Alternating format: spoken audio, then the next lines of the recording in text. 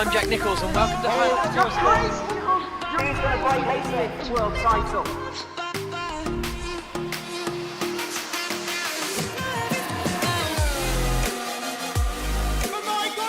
Oh, he's done it! And look at these two go! Itchy Hoyer's going to do it! His first victory! The World Championship is done. What a race it's been!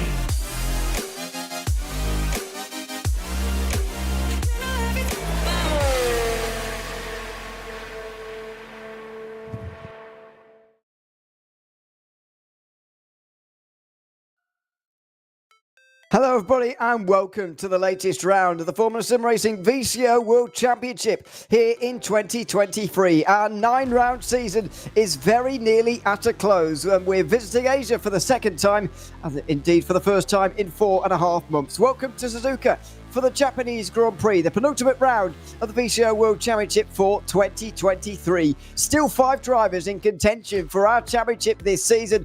The 3-time champion Jurne Simoncic on top at the moment, looking to retain or regain his crown for a 4th time. My name is Ewan O'Leary. I'm alongside Cam Roger here for the Japanese Grand Prix. Welcome, Cam. It's good to have you alongside me again. We're 3 weeks post Monza now, into round 8. It's getting the business end of the season. The championship could be won today. Yeah, I can't wait for how these 2 races are going to play out. We've still got, obviously, quite a few drivers in contention mathematically, but how that's going to play out is going to be very interesting indeed. 2 tricky tracks as well to finish the season, especially tonight at Suzuka. It's not going to be easy by any means to get the victory today. Just as we're seeing in the car in the background, spin off there, it's very easy to do that around here. It is. That's not a Formula Ford. It's just missing all of its bits. Let's have a look at the standings going on the way into the Japanese Grand Prix. It's an 18-point lead for Jurne Simoncic after that dramatic win against Dennis Jordan in the dying laps of the Italian Grand Prix, extending it to 18 points rather than receding some of that lead back to 8, which is what could have happened. Jake Dennehan is still in contention as well, although he needs to gain points on Simoncic today to stay involved at the Brazilian Grand Prix. He's 33 points back. Colin Spork had 4 places, a 4-place penalty, from that last race, and so only scores 11 points from Monza. He's 4th, and then it's David Mocek, the final driver, still in contention, albeit a long, long way back. Petr Perlek has just got over the 100-point mark in 6th, just ahead of Alex Siebel. Yannick Bock, Adam Maguire, and Jonas Braxok round out the top 10 in the drivers' standings. A word on the team standings as well, by the way. First Esport are leading by 42 points ahead of Ferrari, and then Alpine are 59 points back. All 3 of those teams in contention and could win the team's title by this time in a fortnight. It's an exciting time to be at the VCO World Championship here, Cam. We're at the Japanese Grand Prix not long to go now. As I mentioned, the championship could be won today, but there's some drivers further back who are not Dennis Jordan or Jurne Simoncic who need to put in the work to make sure that they are still involved by the time we take on our final race in 2 weeks. Yeah, and also just some drivers who want to go and get that race win. The likes of Braxok, Adam Maguire, etc. They've been so fast this season, but they haven't been able to get that race victory. So that's effectively going to take points away from the likes of Simoncic, Jordan, Dennehan, and Spork right up at the top. And also, at the end of the day, points mean prizes in FSR. That's how it's split at the end of the season. So the more points you get, the more prize you get, and therefore every single point is going to matter, and everyone's going to fight for every position that they can in the final 2 races. Yep, they will, but of course they will want that top honour of winning the team's title as well. Qualifying around here, I wonder how important it's going to be, because in Colin Spork's championship winning season of 2022, he put on a master show around here. last year, ending up getting a penalty after the race, of course, and dropping down a little bit to 7th in the end. But he came through the field, finished second to Alex Siebel. It was a pass on the last lap. It was a great race, but I wonder how possible it is in 2023 to make your way through the field in the way that he did. Yeah. Looking at how the Academy and the Pro race went a little bit earlier, it's not the easiest to overtake. We have a really, really short DRS zone around here. It's only about 250 meters right at the end of the pit straight. But yeah, we'll have to see how that one works out, because the main issue here as well is how the tyres play out. There's quite a bit of an undercut around here. The tyres drop off very quickly. So therefore, if you pit early, you can sort of really get in there. So I think the strategy might be a bit more to play. Just like in Monza, what we saw in that first stint, everyone's going to be really close, tucked up behind each other, and it's actually potentially going to get a little bit awkward at the front with drivers sort of half going for a move and, yeah, not really wanting the driver behind to come past either. We'll have a bit of a strategy talk when the race, or the formation lap, gets underway. But for now, we're heading towards qualifying. What is the push-to-pass situation like around here in terms of how much you're able to use? Because it's not like Monza at all, where you can lose it all in one lap. It's a bit different to that. How much management is going to have to take place over the course of today's race? It's actually a very interesting one, because the track is sort of in two halves. So from turn 1, you have all of the S's, you have the Degners, etc., and then you have the hairpin. From the hairpin back to the start-finish line, you basically have Spoon and the final chicane. And then, of course, the start-finish straight again. So half of the track is loads of straights with 2 corners in between them. And then the other half is all the corners. So it actually gets a little bit awkward, because you want to save up, obviously, all your push-to-pass to use, on the straight out of the hairpin, the straight out of Spoon, and then out of the final chicane. But if you don't use enough, you can actually start clipping the battery by the time you get to Degner 2. So it's a very interesting one with how the regen works. Every time you have to hit the brakes, of course, you get the regenerative braking, the energy back into the battery to deploy. And remember, it's about 160 horsepower when you press that button. So if you can regen just that little bit more and use an extra second of that 160 horsepower on a lap, obviously that's going to equate to quite a bit of lap time. So I think the energy management is going to be very, very important around here, with how the drivers want to work it in the race. As ever, if you're behind someone, you can just dump your battery and get past them on the straight. But then for the next 3 or 4 laps, you're going to have to save. So you've got to be quite tactical when you use it. Yep, and it's going to be a key factor for our... To be honest, I've always thought this about Suzuka. Everyone talks about its twisty nature of the first sector, but there is actually quite a deal of straight line speed around here. I know the straights aren't actually straight, and maybe that plays into people's heads, maybe, but still, you spend a lot of time on full throttle around here. You can't afford to just put all the downforce on. You'll be going nowhere in the race. We're on board with Yannick Bock at the moment, the virtual driver by TX3 driver. David Modchek, I think, is the first driver out there on the circuit at the moment. Maybe not, actually. He's not come through the first sector just for the moment. And somebody's actually gone off at the second Degner, I think, for a spin on the exit of that turn, possibly putting Jonas Braxop into the first position, if you like, out on the circuit. They are all driving alone. They don't have the traffic to deal with. They're in their own session, but they have only got 10 minutes to figure this one out over what is a relatively long circuit. Although high speed, Yannick Bock there presenting the difficulties of Suzuka straight away, getting wide through the Degner curve and going for a spin into the gravel. Yeah, one thing you'll notice at this track, the exit of Degner 2 there, the Astro after the curb has been removed. So after the curb, it goes straight to grass now. And so if you drop your left wheels just over the edge of the curb, you drop into the grass, you go for a spin. And it's very difficult to control. So, and also there's been a big anti-cut put on the inside of the first apex. So it's very, very difficult. You have to basically pick the one racing line to get through there. Any mistake, and unfortunately, you're going to be going for a spin as Matt Williams goes to the top for Royal Blue. Yeah, so 27.6 for Matt Williams, although that's immediately displaced by Jonas Braxop for Arnage. He goes fastest to 27.5. We're expecting those times to come down maybe a bit over the course of the session, and Dennis Jordan does just that. Alex Siebel as well. The two teammates separated by only 9,000ths of a second, but it's all in arrears to Jurnej Simicic. A 10th.5 for the 3-time champion. He lays his marker down in front of everybody else to beat. And at the moment, Ferrari can't do it. A 10th.5 in it between those guys. Denahan, 400ths away. We got Colin Sport coming across the line as well. Where is he going to put himself? 6th place, only 3/10 off. It was looking good in the practice session. Got down to a 0.1, but only a 0.3, or not even that, 0.6 this time around. So definitely a lot of time to be found on these next laps. But of course, the rubber is going to be increasing as the session goes on. So the final laps might be just that little bit quicker. But ironically, often this season, the pole position times have been from these first laps. Here's Zalagianis, normally races for ground effect, but today reserving for Visceral, down in 16th place. Is that a new livery on Visceral as well, by the way? It was actually last race, but okay. They didn't do very well or they didn't attend last race, but we didn't really see it. Okay. Okay. I actually don't know which one it is. But yes. Okay. New livery for that. It actually looks quite good. I actually quite like it. But anyway, Zalagianis slots into 16th. Can't see his teammate for the moment. I don't know if he's got one. In this race? I'm pretty sure he does, but it might just be on the rotation at the bottom of the screen. Okay. We'll see if they've joined the session, though. Okay, I'm not entirely sure. I've seen another Visceral rotate through there, but we'll find out. Thought Jake Denham was going to continue on there, but parks up and goes back to pit lane. Jonas Braxok has continued on as well. I don't think he went back to pit lane at all. He's just done a slow lap and then maybe... another one. What's the benefit to that, Cam? Instead of going into the pit lane in between your lap times and then going for another out lap, Braxok has decided to do, a timed lap, but really slowly instead, and I guess recharge that way. I don't see any benefit of doing that, to be honest, because your battery will be dead and your tyres will be dead.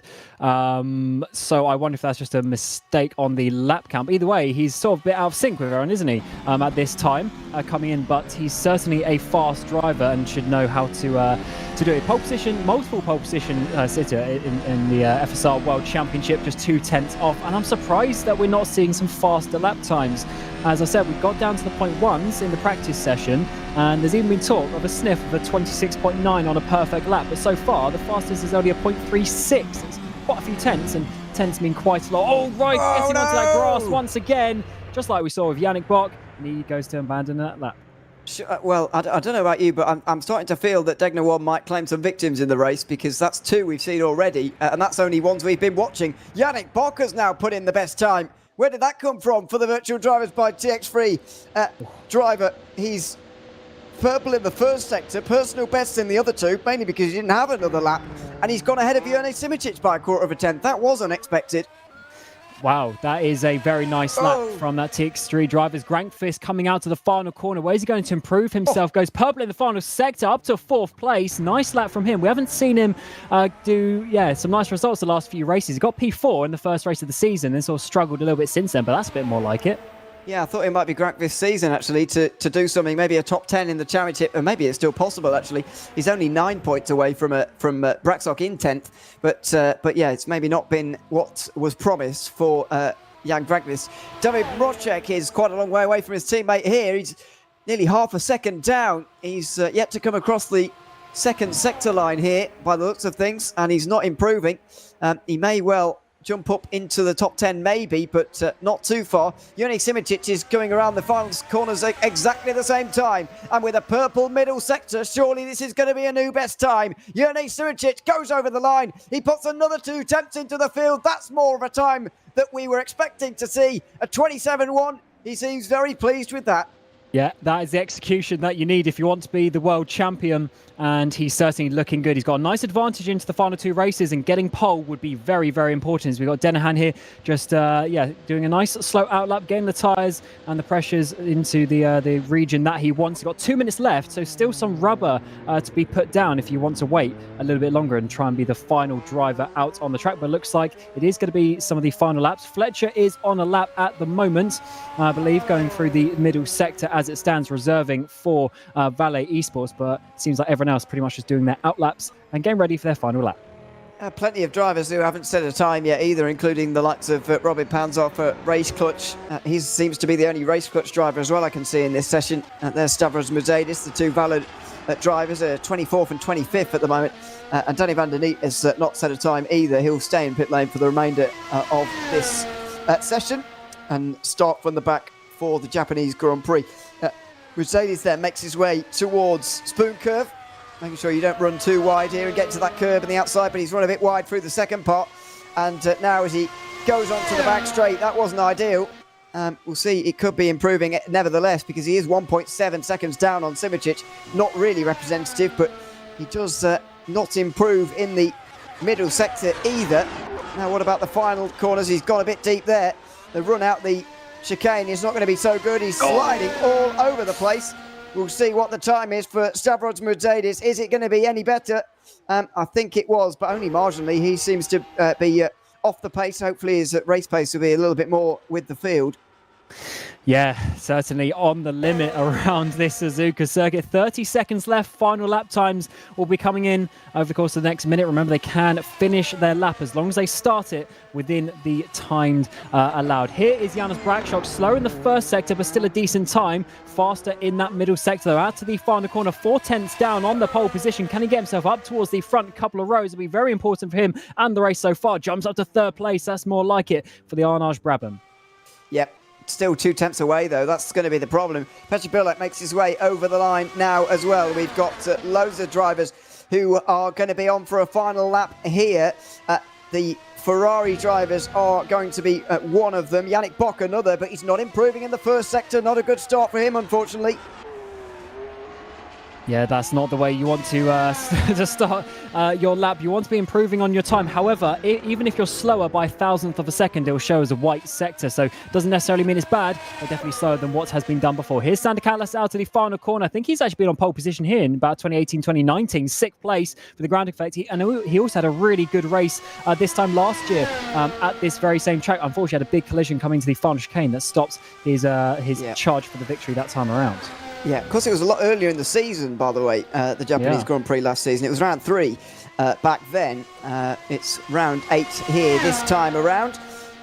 Jake Dennehan is going to be next by the looks of it. Yannick Bock also improving, by the way, in the middle sector, and he'll be over the line in a couple of moments' time. But Jake Dennehan is improving massively. I think he'll be on the front row here. He could even be in first. Is Jone Simicic going to be denied right at the very end as Jake Dennehan makes his way out of the final turn now in towards the line? Jake Dennehan takes pole, a 27.0 and a spin across the line in celebration. Jake Dennehan's on pole by just 1/10 of a second, and he's stolen it away from Jone Simicic with the very last lap of qualifying. Huge lap there for Jake Dennehan. That is a charge for the championship potentially. He's got a long way to go in terms of points, but he's certainly not letting Simicic get away with this. And the important factor is that behind Simicic, they've got Bock, Brakshock, Grankvist, Callas. They're not in the championship fight. We have to go all the way down to P11 for Dennis Jordan and P16 for Colin Spork, who was so dominant in those couple of races at Spa and Imola. How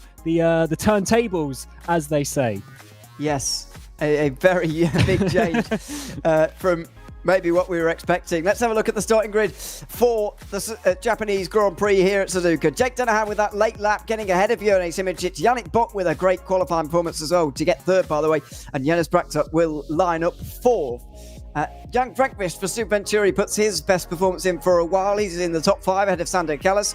Petr Perlak, 2015 champion, will be in at 7th alongside David Mocek, who's 6 places behind his teammate. This is very red, isn't it? Scuderia Ferrari are 9th and 11th. That's Siebel and Jordan behind one another. Panzer and Keersmakers are 10th and 12th behind one another as well. Martin Mergley and Matthew Williams will share row 7 with Zooks and reigning world champion Colin Spork down in 16th place. What a disaster for him. Mika Hakimi is 17th for Arnage, ahead of Cosmo Prosciutto, pro champion from last season. And then it's 2 FSR Esports Simplexity drivers on row 10, Michi Hoyer and Demian Skrovron. Mark Sluterer is nearly 20 places behind his teammate in 21st.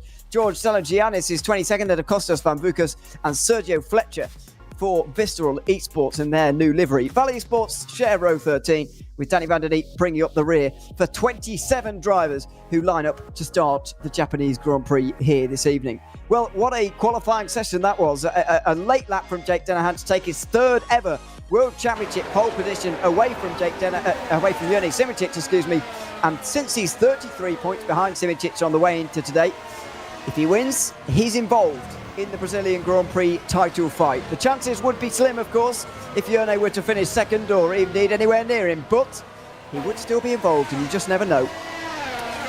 Yeah, it's going to be it's definitely going to be a difficult race with how it's going to play out. I see the strategists of these teams working overtime to try and get their driver up towards the front. As we said, the undercut is quite powerful around here, but if you undercut too early every pit stop, by the time you get to the last stint, you're going to be really struggling on your tyres. So you can't, have your cake and eat it all the time. So it's going to be really difficult to work out. And Denhan there, still on the soft tyres. Is he going to do an Adam Maguire from last race, or is that just a graphical thing? We'll have to wait and see. Often all the drivers will start the race on the hards.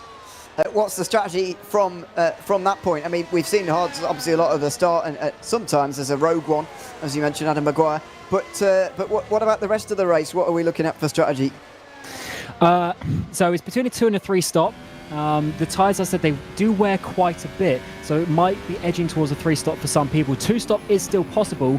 The issue is the hard compound tyres, you'd have to get them close to 20 laps. And yeah, especially on this first stint with a full tank of fuel, that's going to be quite tricky to do so. So we might see a few 3 stops. And if it does go the likes of a 3 stop, it's not just going to be hard medium or hard medium as such. It is going to be potentially, doubles, triple medium and such. The medium is a strong tyre around here. So especially if people are going for an undercut, look for them to use the mediums to get that double advantage.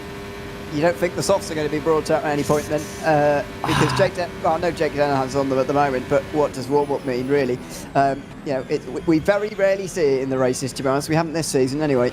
Well, looking at what Adam Maguire did in Monza, I think will tell you all that needs to be said. Same tyres, same compounds of tyres. Oh, no, the graphics has updated for Dennehan there. He is on the hards, as we that makes more sense. First mentioned. But, yeah, I don't think the softs, especially in the first stint, they'll just, with the higher fuel, they'll just die way too quickly. I guess in the final stint, you get down to like 10 laps, but then even then, a medium over a 10 lap will still probably be faster than the softs, because after 6 laps, the soft will be absolutely dead.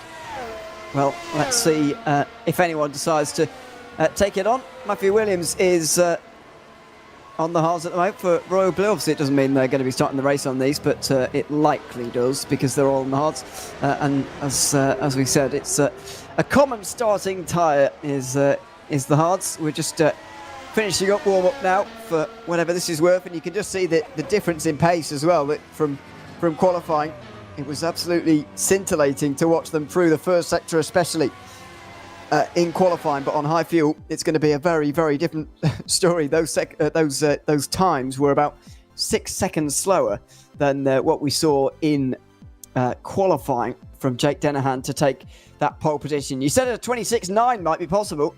Yep. I would certainly believe you, to be honest, based on what we saw there. It felt like there was more time in that session. If that went out for another 10 minutes, then we could have seen some faster times. Yeah, it's one of those things, though, getting it nailed. So when you're in practice, before the race, you have 2 weeks to practice, and you can do 100 laps. Of course, someone's going to do a 0.9. But when it comes to it, and you only have 3 laps in the 10 minutes, getting to the absolute limit is so difficult. Let's see how this one goes. I think, to be honest, in qualifying, it's one of those things as well. Some drivers, you saw like Simoncic and Dennehan there, they could just turn it on and do that heater lap. Some people like Spork, I mean, we didn't really see his laps, but potentially bottled it a little bit, and unfortunately couldn't come down. So yeah, the pressure does come to drivers. Yeah, it certainly does. Even at this level. What about Dennis Jordan as well? He's starting from the back end of the top 10 here. He's 18 points behind Simoncic going into this race, and the odds were stacked against him anyway, since that Simoncic, doesn't need to win a race now from here on in. He can win the title now with only 2 race wins in the season, which is quite a low number for him. But not from 9th place. Surely Dennis Jordan, he's got a lot of work to do in this race, and finishing ahead of Simoncic is going to be a win here. It's just a case of how many points can he take, if any. Yeah, I think the points gap after this race could swing very quickly with Jordan and Spork being. I mean, obviously Spork is realistically not going to win the championship unless he only has DNFs and stuff like that. But if it's a normal race, especially with Jordan, he's so close to that one race win away. If he finishes where he starts, and Yana gets first or second, then he loses the championship. So it's going to be a very tricky one for him to come back from that one. Needs to find his way forward. But Yeah, it's not going to be the calm race for some of these people that they would have wanted. It's going to be sweaty. It's going to be a very difficult one for everyone. And very much looking forward to getting it underway. We're not too far away from the race here this evening, and hope you're going to enjoy it. It's going to be a good one, an important one as well. 18 points, as I mentioned at the start of today, between 1 and 2. If Joni Simicic finishes in the top 5, then I believe Spork will be out no matter what happens here today in the championship. David Mrozek really needs Simicic to finish a long way down, but I don't think he'll be hoping for that since they are teammates.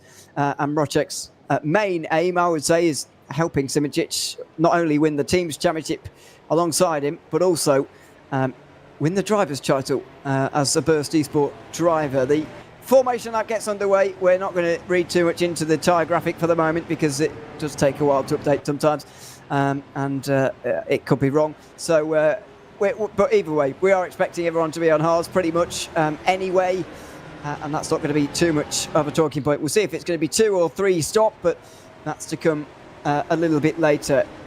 Kind of wondering now how the opening moments of this race is going to be. Is it going to be one of those days where Simicic just looks better than the rest, a league above the rest? Because for a moment in that qualifying session, I really thought he was going to take it by a couple of tenths of a second, which is quite a large margin in this championship around this circuit. If Dennehan remained in 5th or 6th place, I would say so. But the fact that Dennehan is now on the front row of Simicic, race is now completely different, in my opinion, because we, as I mentioned after the qualifying, because you have that block of drivers just in behind with Bock, Brakshock, Grankvist, Callas. They're all not in the championship fights. They potentially going to be a little bit slower in the race because that's why they're down there in the championship and stuff like that. There's going to be that sort of 2 class system in that regard, and the likes of Simicic, he won't be worried about those guys behind. So it's definitely changed the way that they're going to attack this race. Yes, it has. By the way, you finished 3rd here earlier, Cam, in the pro championship. You don't like to mention it, but you did get a podium. What's the chances of you being on the grid for the World Championship next or 2 weeks' time? Well, I do try and but as you know, by the end of the season, a few teams need some reserve drivers, so I try and find my place. I'm not booked in for commentary. You got Ewan and Zach for the final race of Brazil, duly planned, of course. So we'll see if I can find a seat if anyone wants me, basically. Well, that's a formal job advertisement, or what do you call it? I don't know. But anyway, he's offering his services for anyone who wants it. Clearly, I think there'll be a seat for you somewhere for the traditional final day appearance. I'll speak to the team managers nicely. Yes. Yeah, well, you can tell them what you can tell them what you want. You're the president. Anyway, let's go away from that subject. Brazil is a couple of weeks away. It's the Japanese Grand Prix, 53 laps around here this evening for the penultimate round of the Formula SimRacing VCO World Championship for 2023. A very important race coming up for everyone. Jake Dennehan needs to get back involved in the title fight. Dennis Jordan needs to stay involved and needs to gain some places from 11th back there for Ferrari. It's going to be a difficult race for everyone in this field. A long race, one where the smallest of errors can result in dramatic consequences around this circuit. Grass lines the track and mistakes are punished very, very severely around here. So let's see what happens over the course of 300 kilometres around here tonight. The penultimate round of the Formula SimRacing VCO World Championship for 2023 about to get underway. Jake Dennehan's 3rd pole position of his career, setting him up for possibly the dream start to this one. It's the Japanese Grand Prix, and we're ready to go racing here in the World Championship. We are underway, and Dennehan's got a very good start, although Simicic pulls alongside him. The three-time champion is on the inside in towards turn 1 and takes the lead straight away. Dennehan fights back on the outside through turn 1 and 2. What a fight between them, and the driver gets through. It's Jake Dennehan, the pole sitter, who retains his lead. A remarkable battle between the two through turns 1 and 2, and Jake Dennehan holds on to the lead through the first sector. And Colin Spork's already made up 3 places, although scratch that, he's gone down to P14. So side-by-side battles in that midfield, of course, as they try and work their way through that very tricky first sector. It's all clean up towards the front, though, as they seem to have stayed in order. Side-by-side contact with Dennis Jordan. That might be his championship contact with loads of other cars coming in there. That's a horrible position to be in, and so many cars involved. Oh, it's an absolute traffic jam. Dennis Jordan is down to 27th and may well be out of this World Championship. It's down the inside here for Colin Spork, who's lost his front wing as well. 2 of the big contenders with damage and contact in the opening lap of the Japanese Grand Prix. There's smoke as well from Danny van der Neet, I think. I hope it's just engine overheating off of the start here, because they were just sat on the grid for a little while, of course, and it seems to have gone away, so he might be all right, but Colin Spork certainly isn't. Dennis Jordan certainly isn't either. They're both scoring no points as of right now. Oh, that is huge for this championship. It's now a 1v1 between Denahan and Simoncic. The issue for Denahan is he has to beat Simoncic. He's over 30 points back. There's 30 points, of course, left in Brazil, so he needs to get within that 30-point margin to even have a think about this championship. So he's got to have a strong race from here. And also, both of them, they've got no teammates around them or anything like that. It is going to be a straight battle for 53 laps today. And look at all these drivers coming in behind. All of these see an opportunity to get a race victory, with the likes of Jordan and Spork completely out of contention now. Points do go down to P20 though, so Spork and Jordan might be able to sneak some by the end of this race. I mean, yeah, but if Simoncic is scoring even 25, then he's in trouble, isn't he? At the moment, 25, Dennis Jordan would need to be, what, 8th? And that's not good news, because he's going to struggle to get there, I would argue. Alex Siebel is still in the top 10. I don't really see what he can do from there. Jordan's still not out the pit lane either. Colin Spork at DNF, he may well have retired from the Japanese Grand Prix already. That is officially him relinquishing his title. He won in 2022, of course, with a dramatic final race win at the Brazilian Grand Prix. He took the closest title we've seen for years in the Formula SimRacing World Championship. But he will not be a 2-time champion, not in a row anyway. Colin Spork out of the race, out of the title fight. I can't wait to, at some point, have a look at the side-by-side between Matt Williams and Dennis Jordan into Degner 1. You said in the qualifying, Degner 1 was going to be an important corner in this race, but you probably didn't know what how strong those words are going to be when we got to that race. To be honest, I did a move like that in the pro race as well on first lap. It is possible, but it's so close, and you have to really trust each other side by side. So yeah, I'd like to see if there's a bit of squeezing between the others, but either way, side by side in a one-line corner, yeah, just cause that chain reaction, multiple drivers involved, and unfortunately, Spork was one of them as well. Yeah, we'll get to start replays in a couple of moments' time, but we've completed 2 laps here of the Japanese Grand Prix. Jake Denahan leads the way ahead of Jenny Simoncic, Yannick Bott, Jens Braxton and Jan Grankvist rounding out the top 5. Have we ever had 5 people with names beginning with J at the front? I don't know. That's a very low probability of thing in the world, but there you go. That's a useless fact. Anyway, that's your top 5. Alexander Callis is just outside of it. Petr Burlek, Mrocek, Siebel, Williams, your top 10. At the moment, pretty much everyone, as you predicted, on hards cam, but Michi Hoyer doing something different there in the mid-pack. And it's actually worked well for him. He's made up a few places there already. The issue for him is that they are, as we mentioned, they're going to wear quite a bit faster than those hard compound tyres. But if he can stay in the train, he might be able to extend that stint in some way, or what he's probably going to try and do is get some sort of undercut, especially if this goes towards a 3-stop race. That might help him out. But if it goes towards a 2-stop race, he really needs to stretch those mediums already in this first stint. So it's a bit of a gamble with how things work out, but we know he likes the alternate strategy.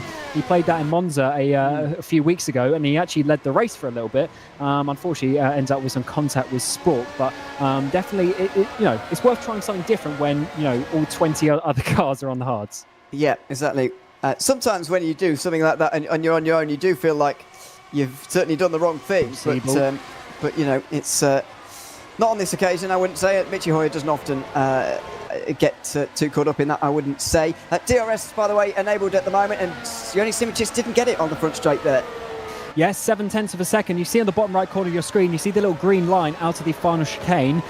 So it's a very tricky place, actually, because if you wheel spin out of the chicane, you might just drop outside of the 7/10. And then look how short the green zone is. Now all the cars are gone, and bottom right corner of your screen. It's such a short DRS zone around here. It really is just that final burst of speed to try and overtake. You do have to do the work yourself. You've got to get on the power nicely. You've got to use a bit of push to pass. It is literally just an overtaking aid, as it's sort of designed to do, I guess.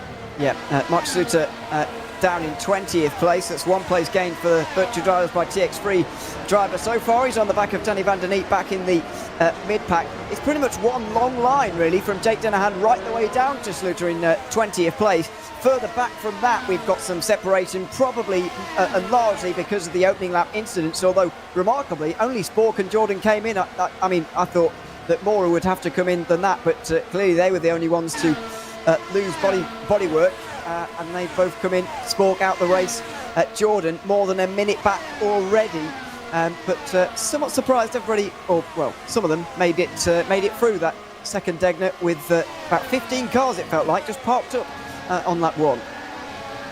Yeah, I guess there's going to be some cars rolling around with damage. The issue is, as you see with Dennis Jordan, the amount of time for damage repair. Look how far you drop off.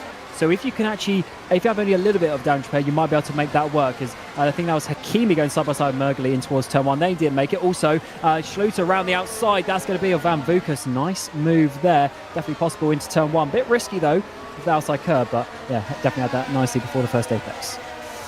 Well, 5/10 is the gap now between Dennehan and Simicic. It's almost as if Simicic sort of let the DRS go there for a lap so that he could focus on dropping Bock from his DRS, and now he can focus on the race leader. Don't know if that's exactly what's at play, but it has worked out like that for the moment. He gets very close on the way in towards the hairpin. See, management going to be important of your electrical energy, tyres, and just pacing yourself throughout this race, basically. It's a long way around here, 53 laps. One of the slightly shorter, actually, of the Grand Prix. It's not quite as short as Monza, which is very short, but it's one of the shorter ones. And even so, a very high intensity hour and a bit for Jake Dennehan and everyone else behind. It's, as I say, one long line from him, basically all the way down to Sluter in 20th place, or 19th now as he is. Someone's dropped down from that position. But lap 5 is now complete. Dennehan still leading, and the encouraging thing for him is that it doesn't feel like Simicic is sort of just there and obviously holding back. He is still having to push to keep up with Dennehan right now. They seem fairly evenly matched early on. Yeah, do you remember this it was in Imola and maybe in Spa as well, where we saw basically the front pack just trying to pull away, trying to stretch out the field and lose as many people off the back of the leading train as possible. Often when we see Simicic leading, he sort of has the opposite idea, and it sort of goes slow in that first stint, hold everyone up, and then at some point bolt. But what we've seen with Dennehan and Spork over those races in Spa and Imola was, as I said, the opposite, where you try and pull away. But the issue for them is they do have basically everyone keeping up with them. There's only really some small gaps starting to work out when we get a little bit towards Burlak and Siebel, etc., maybe just off the back. So, yeah, it's definitely not opening up as much as they would have wanted. The issue for them is they've got to find a pit delta at some point, which is around 21-22 seconds. Right now is going to drop you to about 25th, so that's not ideal at all. Demian Skobron with a nice run off at the hairpin here. He's just behind Zoltzuks for the ground effect team. Both of their cars inside the top 15 as things stand. Sander Kallas running well around here for the second year in a row in what seems to be a bizarre coincidence, or maybe not a coincidence at all, maybe just like Suzuka, but he's running well again and well on the cards for a top 5 here this evening. Zoltzuks is a bit further away than that. Skrovron just behind, trying to keep up with his teammate Michi Hoyer, although they are on different strategies after all. Skrovron nowhere near close enough for a move down into the final chicane. It certainly seemed in the past couple of years like turn 1 is the better overtaking opportunity. Yeah, turn 1 I think is the best because the straights are back-to-back from the hairpin. You have 3 straights. It doesn't really make sense to overtake on the first one, because then you'll just get overtaken on the second one. So you have to wait to the third one, which of course is turn 1, and that, of course, that's where the DRS is as well. One thing to note though is also at this time of the race, same as it is always in the first 10 laps of every race. Everyone is on the same tyres, the same fuel, the same sort of strategy at this moment. Once we get the first pit stops, once we get undercuts, once we get people doing different things, that's when, of course, you then see the ability to overtake. Because right now, you've got the drivers who are doing the same lap times on the same tyres, etc. So obviously, realistically, there's not going to be any overtakes. But later on, when we see people on the hards versus the mediums, old versus new tyres, that's when you really have that extra second or so pace advantage a lap where you can overtake. In case you're wondering, by the way, stepping into the World Championship for 2023 for the first time, it's 0.7 of a second you need to be within to get DRS, and that's why not everyone at the front has got it, and even the small gaps are creating DRS gaps right now. Zoltzux is closing on Prosciutto here. Tried to go through into Spoon maybe, but there's not enough space there, not a lot of it anyway. And so he has to stay behind, and in fact, in doing that, he's actually let Squadron close in massively. Now the burst driver might have an opportunity to go into 15th place. Are they going to go side by side through 130 yard? No. Sux just used, I think, a bit of energy there just to get ahead on the way in towards 130 yard. Squadron lifting off slightly on the way in towards the Casio Triangle, the final chicane on the lap. And there's going to be all sorts going on down here and towards turn one. Let's see what the exit's like for all of them. Zook goes a little bit wide to keep the car straighter and keep the car from wheel spinning, but it's allowed Squadron to take a tighter line and catch up. There's a late move. Squadron goes to the inside. Prosciutto and Hakimi go side by side up in front as well. But Squadron is through. What about Hakimi or Prosciutto on Hakimi? That was a massive wiggle. And Mika Hakimi loses the place to Cosmo Prosciutto. I thought he was just spinning straight into Royal Blue Driver, but the Malaysian managed to get control of that car and gets into that position. Might just be a little bit of warping there in his car, but it seems to be okay for now. And also, yeah, nice move from Squadron to get back. Dukes obviously used quite a bit of push to pass coming out of the hairpin, out towards Spoon to get that past, get past the burst. But as I said, you overtake on the first straight, and then look what happens. You just get overtaken again into turn one. So that is why sometimes you go use a little bit of racecraft and actually not overtake. Even though you have the opportunity to, you actually have to wait until the better opportunity to do so. But look at this train that's happening. Prosciutto, I think this is the highest he's ever legitimately ran as well, in 13th place. Up the inside, was that potentially going to be a bit of a move side by side? But actually, I think Hakimi just backed out of that one. But definitely getting close as a train forms. Michi Hoyer has pulled away from them. Yep, he has. In fact, the top 10 now are really a group, and then it's Mergley and Hoyer who are fighting for 11th, and then the rest behind, which we were just watching. End of lap 8 then, and it's no change at the front of the field. So the top 10 remains the same as it was created on lap 1. And I wonder whether that's, once again, we ask this question all the time, of course, but I always wonder whether it's a question of they can't overtake or they won't overtake just for the moment, because there's a lot of tactics going on here, not only in terms of strategy and working out mediums, hards, what do I put on when, and what lap do I come in, but also when do you make your moves, where do you make your moves, and all of that kind of strategy as Mika Hakimi tries to regain that 13th place unsuccessfully on this time. Yeah, this sort of train is opening up, or it's forming, is really getting quite awkward. Actually, they're so slow. I say so slow. It's just a couple of tenths a lap, but it's enough just to bunch all of these drivers up behind. And look at Schluter getting so close to Jurgs. Don't want to go side by side into Degner 1. Also, he has. He's got the dirty air. He's gone onto the grass. He's managed to collect it and save it, but he's now got the VCO Esports, the Valeriano, to just slide up past before the hairpin. Well, that could have been a lot worse, I suppose, but even so, it was quite bad. Valeriano gets through into 17th place. Danny van der Neek goes very wide as well, just behind, almost distracted. And Van Fucus will try and go through in towards Spoon, although no, van der Neek uses a bit of energy there to stay in front on the way towards Spoon Curve. It's very easily done, and to be honest, I'm surprised that's the first time we've seen someone fall afoul of it since lap 1. I wouldn't imagine it'll be the last. Yeah, the difference is in qualifying, you're trying to keep it in 7th gear, just a little dab of the brakes to go in, stay on the throttle sort of thing, whereas in the race, it is actually a braking zone as such. You go down to 6th, you actually brake for the corner, so you're just coming in with a bit less risk as such. All side by side into the chicane, and there goes Schluter up the inside of Valeriano to take that place back. Huge slide on the exit with Van der Neek in the background, so you can swap around the positions. Definitely needed. Oh, up the inside there's that. Who's that a little bit further up? Hoyer and Mergley fighting for 11th place. Hoyer's really making some moves on those medium tyres. Side by side in towards turn 1. Van der Neek up the inside. Contact between the two. Further contact in the background with his sister teammate. And unfortunately, that is what happened when you got the inside of turn 1 sometimes. Oh dear, oh dear. Danny van der Neek goes around. And yeah, I mean, that's exactly to your point, that's exactly what could have happened on lap 1 between Dennehan and Simicic. They went side by side so well, and Dennehan went round the outside really well through the opening couple of corners of this race. But that's what so easily can happen. And so you've got to take your hat off to those who have managed it successfully so far. And the leading two certainly did back on lap number 1. 10 laps of yellow passed though, and they've yet to battle again. Yellow flag, I don't know. Valeriano DNF. He's had some sort of issue. I saw a car off at Degner 2. I wonder if he's got involved there. So another DNF to add to the list, unfortunately. Spork and Keersmakers already DNF'd in this race. It certainly is a tricky track. It's quite narrow. It's got the tricky curbs, got the grass right next to the white lines. We don't often see that on these modern tracks. And certainly if it was made again, it would be a lot wider in certain sections. Very tricky track.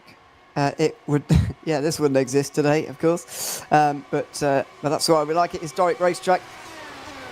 Very iconic one as well on the Formula 1 calendar. It used to be, by the way, I'm sure you remember this, Cam, and I do to a degree. Used to be championship finale for Formula 1 all the time. Many title deciders have been played out here. Many iconic ones indeed. Before we were both born, I won't go there. But no, it used to be the finale that was year on year. Then it was Brazil, and now it's unfortunately Abu Dhabi. But no, it used to be the title decider, and many dramatic title moments have been played out at this venue, and we've seen another one today on lap 1. Yeah, what's funny though is now it's because it's generally 2, 3, 4, 5 races before the end of the season now, and also in sim racing, often championships are actually decided now at Suzuka. And we might see it again tonight, actually, with Simicic, if he can hold on with his lead over Jordan, who's obviously still leading, still running in the race so far. Yeah, certainly an interesting track, and it's because it's got that tricky nature. It's got that fast nature as well. It's sort of high intensity, high stakes, high risk, high reward, all those sorts of tracks that it really produces these crazy races where you have to take risks, just like we saw Van den Eet there. The turn 1 overtake here is not a nice hairpin or a nice, something like that, like we see at, say, Bahrain. It's a fast flowing corner. You have to send it down the inside and have hope that you leave each other enough space. Yeah. Yes, certainly. Mika Hakimi is under a lot of pressure again here. He seems to be going just backwards in this race and not looking forward. Zooks goes round the outside the first pot to get the inside at the second. There's slight contact. Hakimi goes off onto the curb and the grass, and Schluter will go through as well. Hakimi will be a little bit annoyed about that, but he's unfortunately been pushed wide. There is a stop for Michi Hoyer. That's expected, to be fair, although fairly early after that first stint on the mediums. Surely it will be a 3-stop for him. Yeah, I would. I actually don't know. I don't know what he's doing, but you can, in theory, 2-stop from there. But that is long, hard stint, so it might be towards a 3-stop. We'll have to see also what everyone else does. It is, sort of on the bubble of that. It depends on how the trains go, depending where the pit stop gaps are, that sort of thing. That's what you've got to keep on top of over the course of the race with your strategy. Mitchell trying something different. He definitely worked in those first stints. There's all more drivers off Zooks there, going wide in Degner 1. As of right now, by the way, you mentioned that Jordan would be out the championship fight, Camp, and that is true, but Dennehan would remain in the fight. He'd be 28 points behind Simicic going into the final race, which would mean Simicic would only have to finish 18th at Brazil to secure the title. So it's very much in his hands, a 4th world title, possibly going the way of Jurni Simicic, but there's still a long way to go here, of course, and there are plenty of drivers within 5 seconds of him willing to take places here. And that is a big one for Dennehan, because even if it is 28 points, remember there's 30 for a win, so it's pretty difficult. But just keeping it alive, you never know what's going to happen. Remember back to 2020, and Simicic had that disconnect from Zandvoort that gave Burlak at the time a very, very healthy margin. But unfortunately, Burlak then had a DNF at this race, a race later. So certainly things can happen as we have a bit of a battle there. Brakshock and Box swap around for P3. Yep, so change there. The first change inside the top 10 since lap 1. Jonas Brakshock makes his way up to 3rd place, and that's a nice change, I think, for Brakshock, really. Too often in this season, we've seen him take pole position or a good qualifying result, and then see him clinging on with race pace and losing places throughout the day. But this shows him moving forward a little bit more in the Arnage car, and so far it's going well for him. Podium place as of right now, and by the way, so far this season, 2 pole positions to his name, and 5 overall in the World Championship. But yeah, third in this race as of right now, and maybe he can catch up to the two leaders as well, who are getting a bit closer. 3 tenths separating them right now. And who is going to bolt and make the first pit stop? Of course, if we're looking at a 3-stop strategy, that's 4 stints, you divide it by 4, and you get 13.25, and it is now lap 13. So this is within the region, if you're going for undercuts and that sort of stuff, that you want to be, just trying to at least think about it and see what is going to happen. As we said, the pit stop window is an important one, and for the leaders, 22 seconds, you're right in the train around Zalagianis and Van Vukas, so they'll probably stay out for now. But certainly we're starting to see a little bit of a breakaway with those top 3. Bot can't keep up. And outside line here for Fletcher as he tries to make his way through on Mika Hakimi. It's a big slide and he is through. Hakimi continues to be overtaken here, unfortunately. Can't seem to stop going backwards. Fletcher now the latest to make his way through in the Visceral car, the new livery. Hakimi tucks up behind. Will use the DRS finally at the end of the straight, but not quite get there in time. Oh, he'll look to the inside. Doesn't quite make it.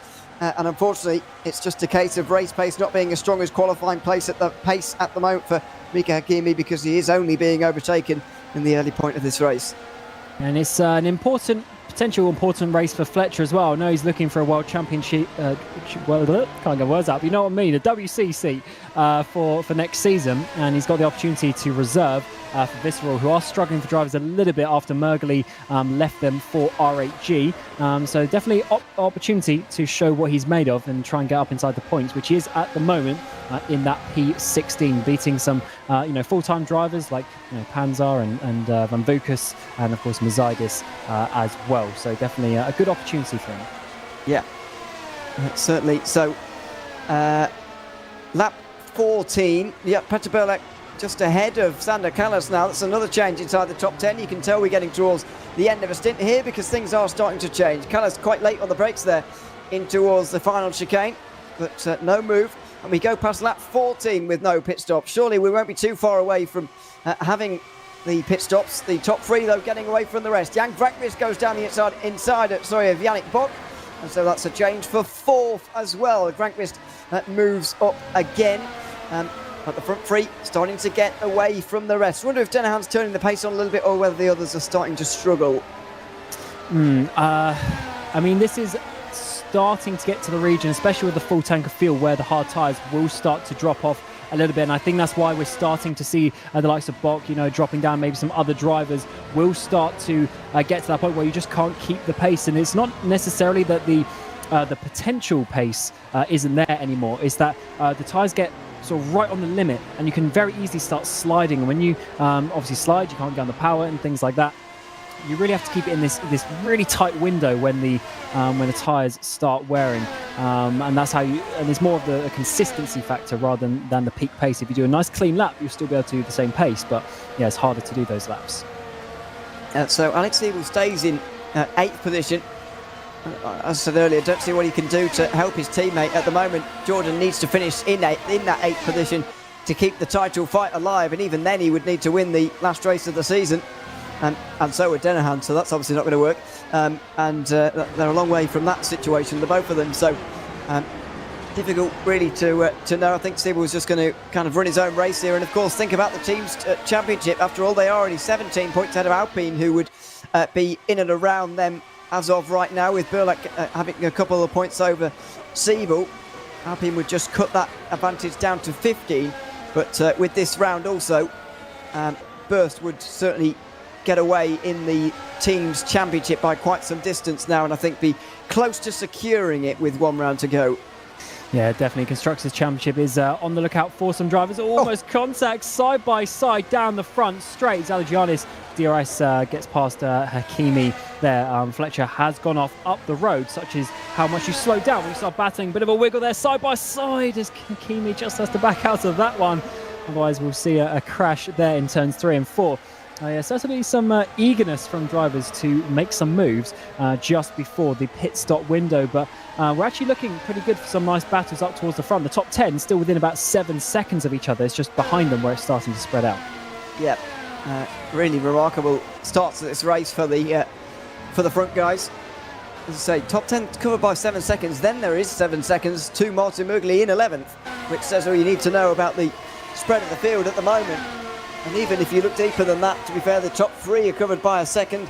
And then there's a further second and a half back to Jan Vrankvist at the moment. We're approaching 1/4 distance of this race now. In fact, I think we passed it here today. And the first pit stop surely will be soon, but still no takers. As you mentioned, a quarter distance would be 13 and a bit, so let's call it 14 if you like, because we're on the harder compound. They're going way past that at the moment. Maybe they're worrying a little bit about where they're going to come out, because right now it would be in a lot of traffic. Yeah, that is definitely one of the things. If you're doing the extra stop to the three stop strategy, yeah, definitely got to be looking out, because you need to be making advantage of those new tyres. That first 2 or 3 laps is so crucial. I mean, that's, not to say that there's still not been a 3 stop from this point, but certainly it's something to think about, because your biggest gain is when you have those absolutely fresh tyres. There's Mugli coming out the pit lane, and Michi Hoyer gets past, of course, doing a bit of an undercut, pitting about 5 laps ago already, after doing the mediums in that first stint. So yeah, this is where they're going to be at some point. Hoyer probably will catch up to that train ahead. Well, it might not be a bad call for Hoyer, really, because if you think about it, he's going to undercut every single stop. That's going to be 3 times over the course of this race. He's already up to what is going to be 11th now. And then we've seen it's relatively difficult to overtake as well, so he might be able to hold on to track position. It might not be such a bad strategy at all, even if he did use his mediums in the most traffic-filled part of his race. Yes, again, we'll have to see if he goes back to mediums at some point. But he definitely did gain, though, from that stint. He gained, it was about 5 places, and he got himself way ahead of that mid-pack train that we're seeing. So I do think a potential top 10 is on the cards of how it's working out. Still a long way to go, of course, just lap 18 of 53 around here. Here's your battle up towards the front. We've got Grankvist actually trying to bridge that gap and come on the back of Brakshock, as Bock has really dropped down. But actually, that's because he's in the pit lane along with David Mrocek. But either way, Bock was dropping off a little bit. Burlak got past him, maybe Callas as well. So definitely tyre wear being a big factor around here, as we expected. Surely that's going to set off a bit of a chain reaction now, to be honest, with those two in already. Schulter's looking down the inside of Prosciutto as well, and can't get that done into turn 1. That's now the battle for 10th place as the pit stops happen. Where are they going to come out? Mrocek and Bock. Bock is in a nice bit of clean air. Mrocek is not. That's the opposite of clean air. That is Robin Panzar is what that is. I know they used to be teammates. Don't know if they still are, actually, Cam. No, Robin went to Race Clutch at the beginning of this year. I thought it was just a loan, but apparently no. So that's going to be a problem for Mrocek, really, and that might play on the minds a little bit of those others who are looking to stop soon.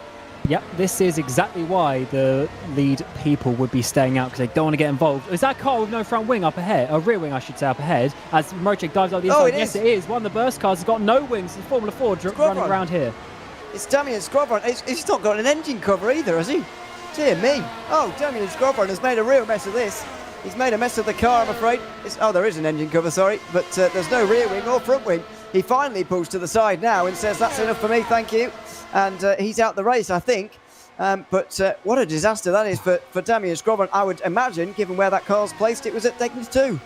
Yeah, wow, what a season he's having. It's not gone the way that he would have wanted. For sure, he got some podiums last year, almost won a race in Monza, but it wasn't for a drive-through penalty. But this year, really struggled to get a grips with this car. And when you're a bit further down, sometimes you have to take some risks and that sort of stuff. And he's been involved in a lot of accidents with that. Seaball into the pit lane. Prosciutto, Schluter, Zaligianis all in the pit lane. There's Mrocek on the exit with Seaball. Could Mrocek do the undercut? Yes, I think he has into turn 1, despite being held up a little bit with the traffic. Mrocek has got the Ferrari driver, just showing you how powerful it is. Even with the traffic, you can still make a position.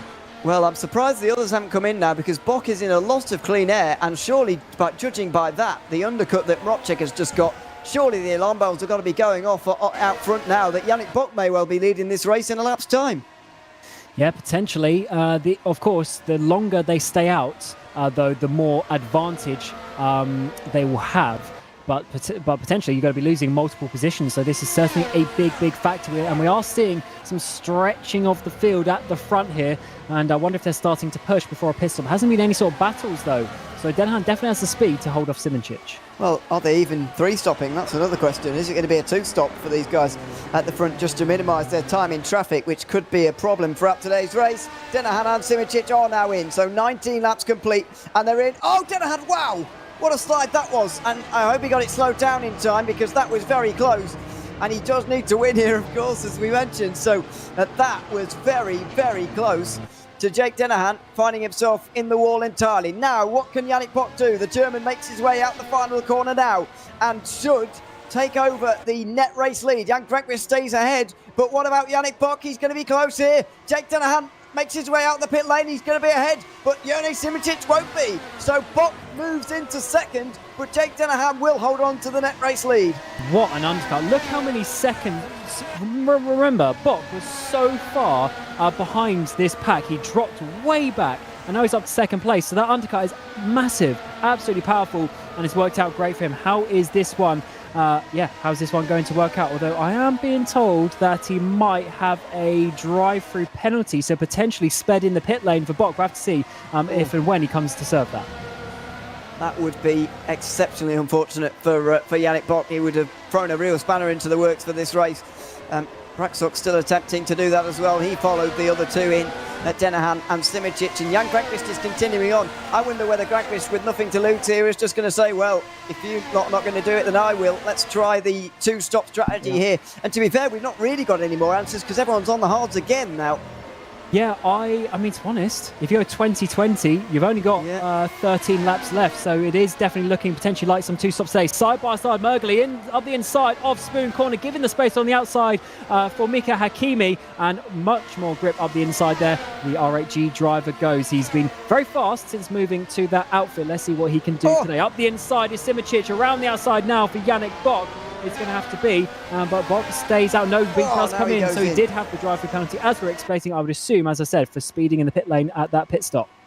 It does this give the chance, though, for Jake Denahan to get away entirely. There's going to be DRS for Simicic, of course, because he was behind Bock, but that gap is 1.8 seconds. Jan Frankquist is going to come out miles down, indeed in 9th place. The only one inside the top 10 he's ahead of from before is Yannick Bock, and that's only because of the drive-through penalty that the Virtual Drivers by TX3 competitor has had to take. So Denahan now lead by 1.6, 1.5. It's coming down, and you just wonder whether Simicic is going to get this gap down again in a lap or two, because he does that quite regularly as Van Buckus makes his way down the inside of one of the valet cars, Mercedes, and makes his way into 21st behind Robin Panzar. But the gap up front is just over a second. Denahan is seeing that gap crumble, really. I'm not sure how much energy Simicic is using to close it, though. And I just realised Mocek's jumped up to 4th place. I mean, he was down in like 9th position at one point, and he's really, with that undercut as well, has really jumped up a couple of places, including Seaboard. But he also got Burlack. I think he might be behind Callas as well at the that first stint. So really working out nicely for the Burst Esports next to, of course, his teammate Jone Simicic. They're going for the championship.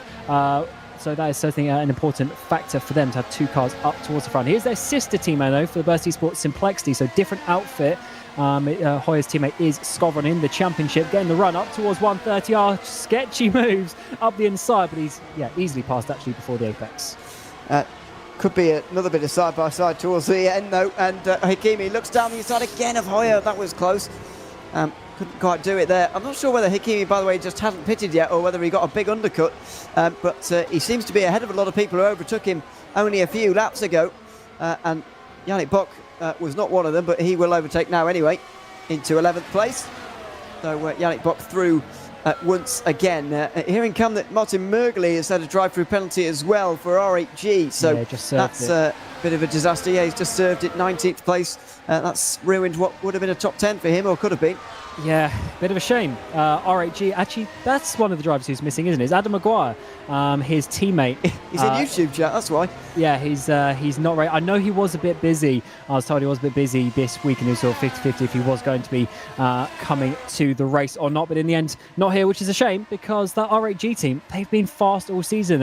At the early points of the season, they had Liam DeVal, Adam Maguire in there, and they were really challenging in the first opening races of the season. But unfortunately, it didn't continue. They had a double DNF in Silverstone. They had a couple of races off, and now they are back with Mergley in the second seat. Yeah, so that's good for them to be back on the grid. But unfortunately, no Liam DeVal. Once again, I'm sure he'll be back for the start of next season. He often is back and often starts very well in seasons. He has done in the last few anyway. Now Jenny Simoncic is getting very close to Jake Dennehan. Is he just going to close this gap and then punch straight through? Well, not this lap. It's another lap led for Jake Dennehan. He's taken the lead in nearly all of them now. So we've got 31 to go, including the one that we're on at the moment. I think even with the fact that these guys came in on lap 19, they should be able to do a two-stop here. I think that's going to be the norm for the guys inside the top 10, mainly because they didn't want to end up in the traffic. But if they do another 19-lap stint, there'll only be 15 left of the race. Yeah, looking good for the two stops, I would say. Yannick Bock getting past Michi Hoyer. Of course, Michi Hoyer pitting now 11 laps ago, and he's now at that point in the stint where obviously he undercut initially. Oh, there's a big crash in the background. Who went off there? Trying to see if anyone's dropping down the way. It's one of the ground effect cars is Zolt Jukes. He's had a massive accident there coming through sort of turn 5-6 region of the track, and that's going to be a difficult one to get back from the pit lane. Almost a full lap. And he's not going to. That'll be the answer. That'll be it for Zolt Jukes, unfortunately. He retires from the race and becomes another retirement. I think that's 4 now in this race. Obviously, Spork on that one. We had Lawrence Kiersmakers in the first 10 laps as well. More recently than that, Demian Scrobron, after losing his front and rear wing. Don't remember Valeriano as the side-by-side battle for the league just continues on. And, of course, we've just seen Zooks get a DNF here this evening. Now then, leading battles on here. Simoncic has closed the gap and he wants to continue with the pace that he knows he has. Does he believe he can get rid of Dennehan and put him in the rearview mirror? He's going to go for it now in turn 1, inside line. This is where Dennehan held on to the lead last time. That was so close. Jurgen Simoncic very nearly into the side of Dennehan, and they both survive. Dennehan continues to lead. Oh my God, I thought that was going to be Danny Van Der Neat moment like we saw a few laps ago, but Simoncic and Dennehan just about giving each other enough space, but that was close. And it's interesting though, Dennehan clearly wants to keep out the front. He could sit in behind, do a bit of saving like we see sometimes, but no, he wants that track position. He knows how crucial that is, and as you see, it's difficult to overtake around here. Simoncic had to absolutely send it. Oh, and his teammate. No, he's done here. Both Burst Simplexity cars are out of the race now with big damage. He's hit the pit wall, hasn't he, Michi Hoyer? He's done a very near Cam Roger. Apparently, I heard that he nearly hit the pit wall. I don't know if that's true or not. The issue is I nearly did, and maybe Michi actually did, which is not gone well. Rarely, actually, in rFactor 2, you rarely see a car like that with one of the front wheels gone. It's very difficult to take those off, so that must be a big hit. Well, yeah, I suppose it would be a head-on collision at over 100 miles an hour, so it probably was. And unfortunate for Michi Hoyer, that's the Simplexity Burst team, both out of the race. They're way down in 8th in the team standings, by the way, long way down on where you'd expect to see them. And they may well be overtaken by 2 or 3 teams at the end of today, as a result of how close it is back there. Alex Siebel is continuing to gain places here. He's up to 5th now for Scuderia Ferrari Esports team. It's on the back of David Mrocek. Jonas Braxok is still 3rd. Seems that the top 2 are a league above the rest a little bit here. I did think for a moment in the first stint that Braxok and maybe even Bott could have stayed with the 2 leaders, but I think they are probably too good for the rest, as the first 25 laps have shown. Yeah, maybe the top 2 are separated for the win, but look at this 3-way train for the final place on the podium as well. Braxok has at the moment, he's finished on the podium a few times before, so is Mrocek in that 4th place, but we had championship contender last year. Alex Siebel hasn't had the best season so far, but he's in that 5th place, and he would love to finish the season with a podium here at the penultimate race of the season. Here's Mergley in the pit lane once again, so that's another pit stop, because he had one, got a penalty, served the penalty for the 2nd time through the pit lane, and now that's the 3rd time for the RHG driver. Was that a drive-through as well? Or did he stop Oh there? no, I hope not. I didn't see him stop, but maybe we didn't see his whole transit through the lane. So Their pit box, I believe, is like the very first one. okay, well it's possible. Yeah. I just didn't see it then, but yeah, he certainly wasn't stopped when I was watching there. Anyway, let's hope that. That's just a tyre change. Certainly be a 3-stop for him then if he's pitting now. As Jurek Simicic heads to the outside, this time with a bit more conviction. Jake Dennehan holds him off, but there's a shoulder barge from Simicic as he tries to go through. Now they're going to be side by side on the exit. Dennehan may have got the DRS there, though. I think he was just behind at the line. It's a drag race down the front straight at Suzuka, and he's back in front again. He did have the DRS, and Dennehan leads again. Simicic's move at the final chicane doesn't pay off. He was more aggressive, it still didn't work. I would love to see the throttle traces there, because I almost thought at one point that Simicic was slightly backing out of it on the outside. Maybe it's just not using the push to pass, because obviously, as you say, battling for who gets the DRS, and Dennehan comes out on top again. He is... the improvement he's made over the last couple of years is incredible, to just the amount of racecraft he has in his game as Zalagianis gets past Van den Eek there for 13th place. That's a solid position actually for Zalagianis in the World Championship, alongside Picciuto and Van den Eek, who are, well, obviously Picciuto was pro champion last year, but Zalagianis and Van den Eek also pro drivers. Yes. Just on that with Jake Dennehan as well, I mean, he's shown a lot of development to even win a race in the World Championship this season. Hasn't been outside the top 10 all season long either. Of course, same goes for Jurek Simicic and Dennis Jordan actually as well. But even so, I mean, it's a remarkable record now for Dennehan to continue to hold that. He'd never been inside the top 10 in the World Championship previous to this season. Then he went on to win that opening race of the season, and we just wondered what he might be able to do over the course of 2023. Well, it seems that he can go maybe all the way with Jurek Simicic here. He's 33 points behind going into today. As it stands right now, he will be 28 behind, pushing it to a final race. I mean, I don't know if the championship's figuring fully in his mind. I don't think that's the first thing on his mind. I think he'll just want a second race win of the season. Oh yeah, that's all he's thinking about. I mean, we saw it in Spa as well. I mean, he was really trying to get Spork, but that time was those couple of races in Imola and Spa where Spork was just on another level. But Dennehan, here as well. I mean, he's going to want to stay ahead, because also staying ahead keeps him inside that championship fight. As much as he'll be far away, he's still mathematically possible to be champion. And at the end of the day, that's all you're hoping for coming into the final race of the season. Yeah, he would need to win, and Simicic would need to finish 19th or lower. 19th, they'd be tied, and Dennehan would win with more race wins, and 20th, he'd win by a point. And then obviously 2 points if he doesn't score at all. But, I mean, they're long shots at that point. Simicic has failed to... I mean, when was the last time he failed to finish at all? Simicic, I'll find out. Zandvoort. I'm pretty sure Zandvoort 2020 was his only DNF, potentially, as well. That's a long time ago. The world was a different place back then. You might be right, to be fair. A DNF, and as far as I can see, that is it. Let's have a look. Side by side for the race lead, very nearly. Dennehan defends again. I think Simicic has enjoyed a bit more success in the final chicane, to be honest, but the run towards turn 1 seems to be the better opportunity generally. Will there be a chance on this occasion? Dennehan defends. He keeps it to the pit wall. Simicic stays in the slipstream. He pulls out now. DRS wide open into turn 1. He's on the outside but can't do anything there. Dennehan breaks pretty late and fends him off with relative ease in the end. And what this also does is it forces Dennehan to use his battery to defend. So is this a battery game potentially? Or obviously Simicic needs to dump it as well to try and get that close. But certainly it is an interesting race. We saw Simicic back off for about 4 or 5 laps and then goes for it again. So he definitely thinks he's got more pace, because if he goes ahead, it'd be a bit silly if he gets ahead and all of a sudden Dennehan is flying back past him. So he obviously thinks he's got the pace, just needs to find the way past, which is, as ever, the more tricky part in the World Championship. The drivers are at such an amazingly competitive level. They are so close, on lap times. Even the top 7 still within 5 seconds. We're not really talking even about Callas in that 7th place, but he's only 5 seconds off the lead after 28 laps. That is how close the racing is. Yeah, it's quite remarkable. That was a remarkable save as well from Simicic.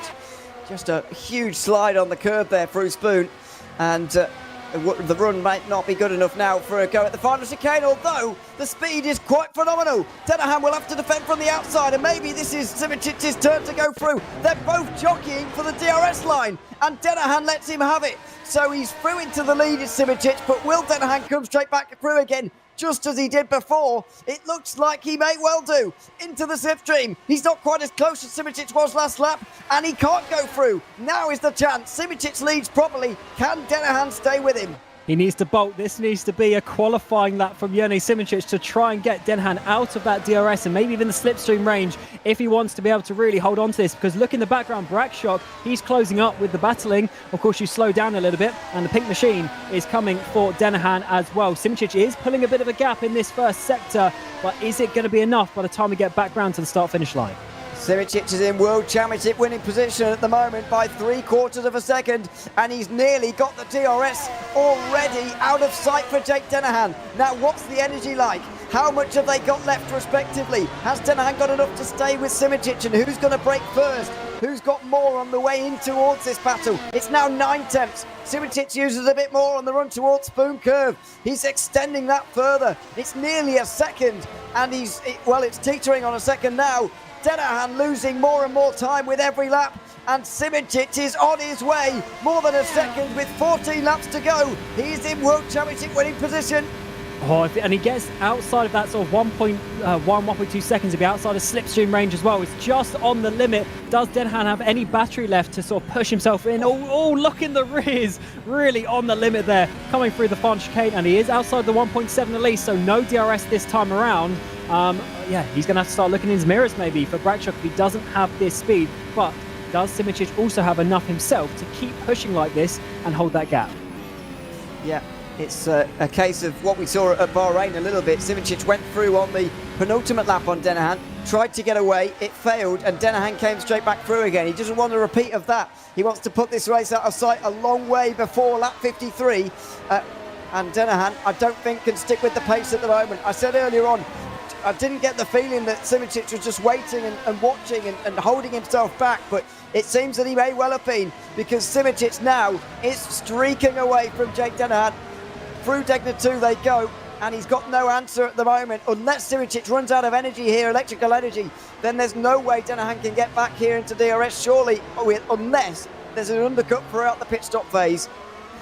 Oh, yeah, this is an intense part of the race. You've got all these drivers coming down as well. Dennehan can't let a snowball effect happen. He needs to keep these guys in behind, but certainly very, very fast and frantic racing up towards the front. As of course, more pit stops will be coming the way of these drivers at some point, so you need to start thinking about that. Pit gap for the leader, we said about 21-22 seconds, so he'll come out right behind Yannick Bock. But for these guys a bit further off the lead, they need to look out for that Mark Schluter car in P11 by the time they get to their pit box. So maybe that's why they're pushing as well, to try and get ahead of those drivers. And that's certainly something to think about. Mrocek closes up for that P3. Yeah, I think Mrocek's going to be Bock is going to be a factor in that figuring as well for the pit stops and traffic and so on. Brackshock stays third, then Mrocek not really close enough here, neither is Siebel on the run down towards turn 1. So Simicic would gain 28 points on Jordan as things stand, and that is more than enough for him to take the title away from him, and he would gain 5 on Dennehan as well, which would also give him the position. In fact, Dennehan needs to beat Simicic no matter what happens today, whether they're fighting for the win or not. He needs to beat Simicic here in the Japanese Grand Prix, or he will be out of it. Colin Spork's out of it. He's retired from the race. David Mrocek needs a bit of a miracle, really, although he is still having a good race himself. It's in Simicic's hands, and with just over 20 laps to go, he's got a second and a half now. Yeah, and what I'm really thinking at this point as well is if obviously Burst wrap up the drivers and constructors here, that just puts the pressure off everyone, to be honest, coming into that final race. So that's really going to open up the doors to, for Brazil to be sort of wide open, because the top teams aren't going to be practicing to the absolute last tenth of a second, because it's not going to change their finishing position as such. So that's potentially something to look forward to in a couple of weeks' time as well. But of course, these drivers in behind who are not fighting for the championship as such, Brakshock, even Burlak and Callas, they are really going to be trying to get onto this podium here at Suzuka. As it stands though, lap 31, coming on to lap 32, Simicic has almost got Denhan out of that slipstream range. In fact, he might just, it's about 1.2, 1.3 seconds to even get a few thousandths, but it looks like he's definitely pulling away. It does. It was up as high as 1.5, 1.6 earlier on in the lap, and now Mrocek's in. So he's covering off the undercut ever so slightly, you could argue, as we got it. Oh, someone's on fire! Hakimi's on fire, and not in a good way. He's in the gravel, and sorry, I've not seen that in rFactor 2 for a while. Oh, he's back on fire again. Dear me, this isn't good, is it? Yeah, just press escape, mate. That is not coming back. No. Fortunately, Dear me. Get out. Driver not injured in this Formula Racing and Sim Racing, but certainly a big crash there. Yannick Bock coming in for his next pit stop alongside Saligianis for Visceral as well. Hopefully, Bock, no speeding penalties this time. And what is that? 21 laps to go. I mean, that's on the edge, but definitely possible if he wants to go to the end. Has he used two compounds? He's on hards again. Has he used mediums yet? I don't remember him on mediums. Yeah, to be honest, that would make sense. If it's not about 15 laps, it'll be, sort of 8-9 laps at the end on the medium. So that does make sense. Yes, he's very much put his... I mean, we're going to find out of these next pit stops, really, aren't we? Whether it's 2 stops or 3 stops. We're going to find out for sure anyway, because anyone who goes back on the hards again, although I don't think they will surely be going for only a 3-stop race. Just make me laugh, by the way. The obviously drivers they have in rFactor 2 when there's a fire, just unbothered. Just they'll let their backs burn. It's absolutely fine. Don't worry about it. Alex Siebel then on the back of Jonas Brakshock as they fight for a podium place here. He ducks in very late. I think he was under instructions there to not follow Brakshock. If the Hungarian went in front of him, I think he would have stayed out. Yeah, I think that was one of those do the opposite to the car ahead moments. I think you're right. It's a very, very late call there from the Scuderia Ferrari Esports team. Anthony Nitzpon, the engineer for Siebel, and Jordan. Note for Jordan as well is, of course, in that P20, is getting a point, but some way off Mergely. But for Siebel, where is he going to come out? Because that's going to be very important. Of course, Mrocek, it seems, also being in the pit lane, and the undercut has worked once again for the burst driver. He's got a good second and a half on the Ferrari. Yep, and that's going to be a concern for Brakshock, Burlak, Callas. All of them will be a bit worried about that. By the way, Jordan needs to finish 4th if Simicic is going to win the race. Jordan needs to be 4th to keep the title fight alive. In fact, I think he needs to be 3rd, actually. Anyway, yes, it's not looking great news for Dennis Jordan at the moment. Even though he is getting a point, he needs other results to go his way. He needs something to happen to Jonas Simicic. And as you mentioned, it's not since this time 3 years ago, in fact, even more than 3 years ago, at the Dutch Grand Prix, when Simicic had his last DNF. And I think that was even a technical fail. I think he even disconnected, didn't he? It wasn't even a proper DNF.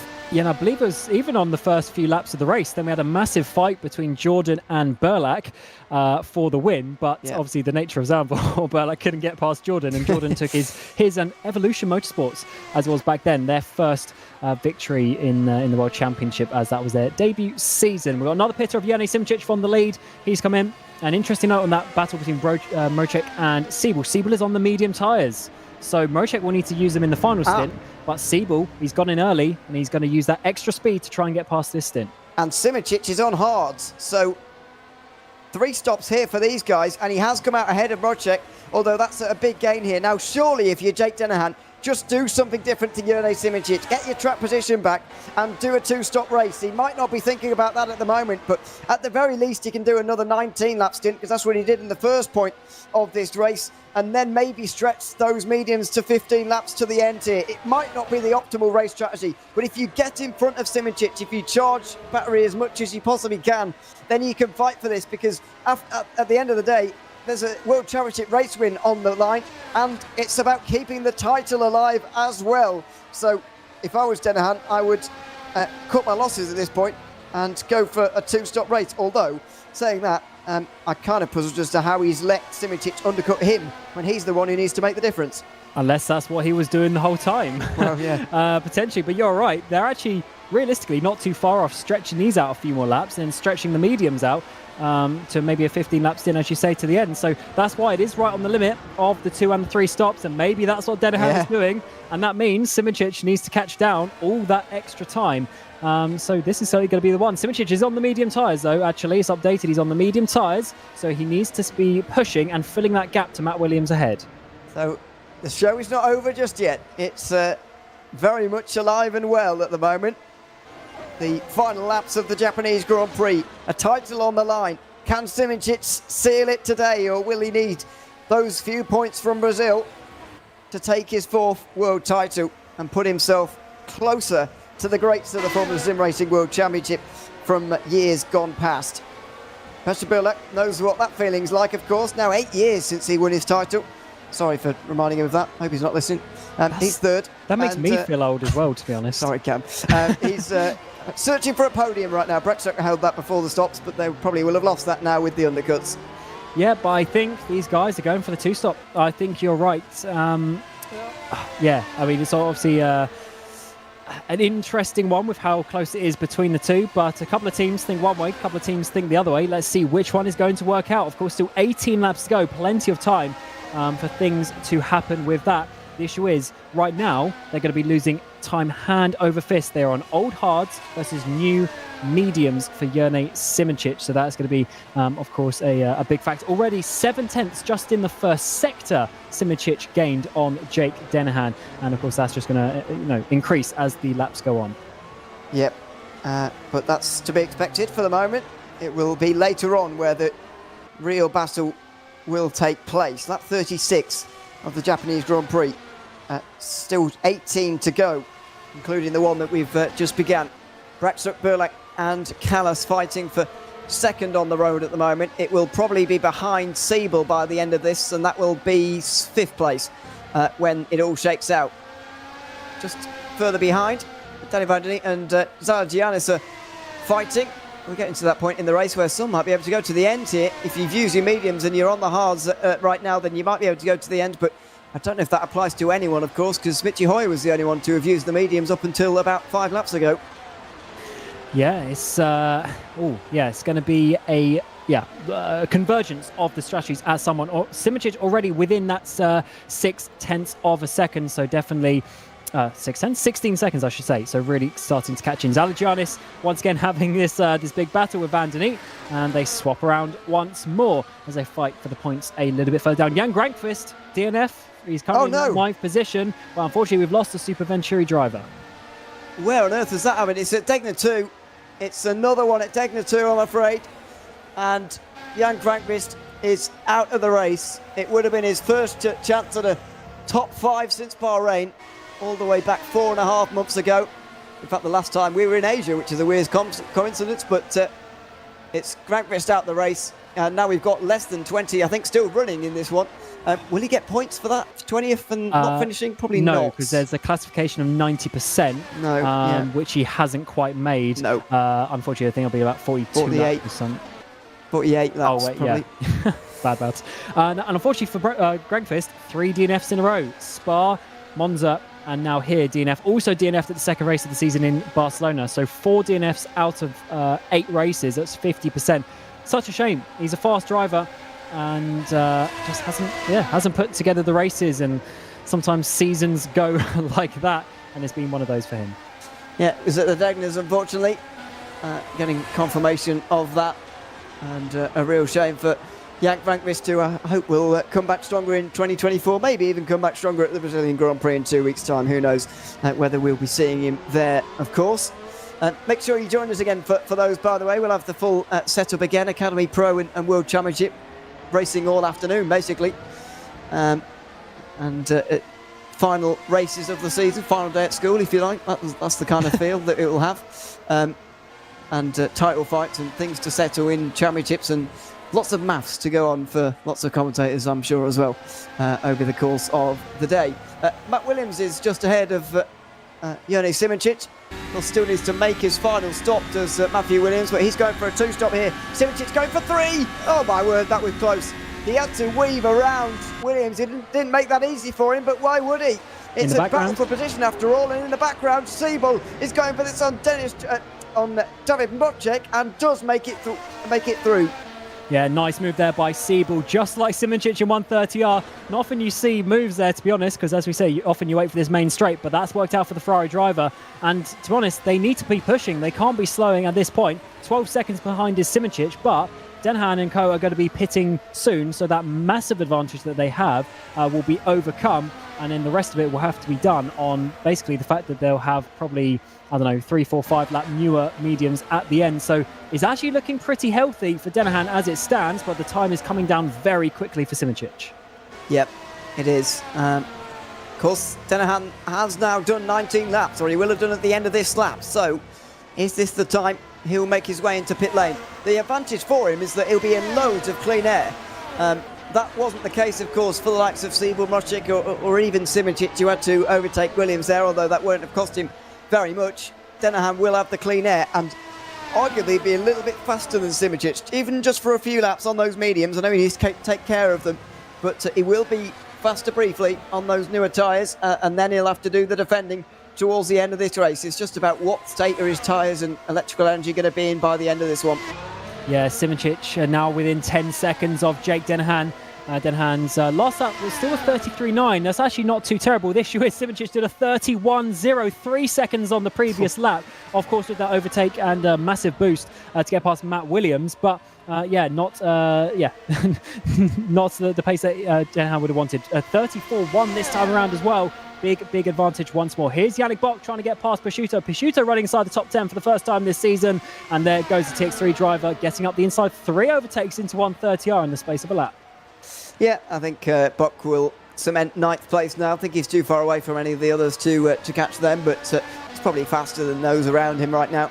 And it will be 12 points for Bock here this evening.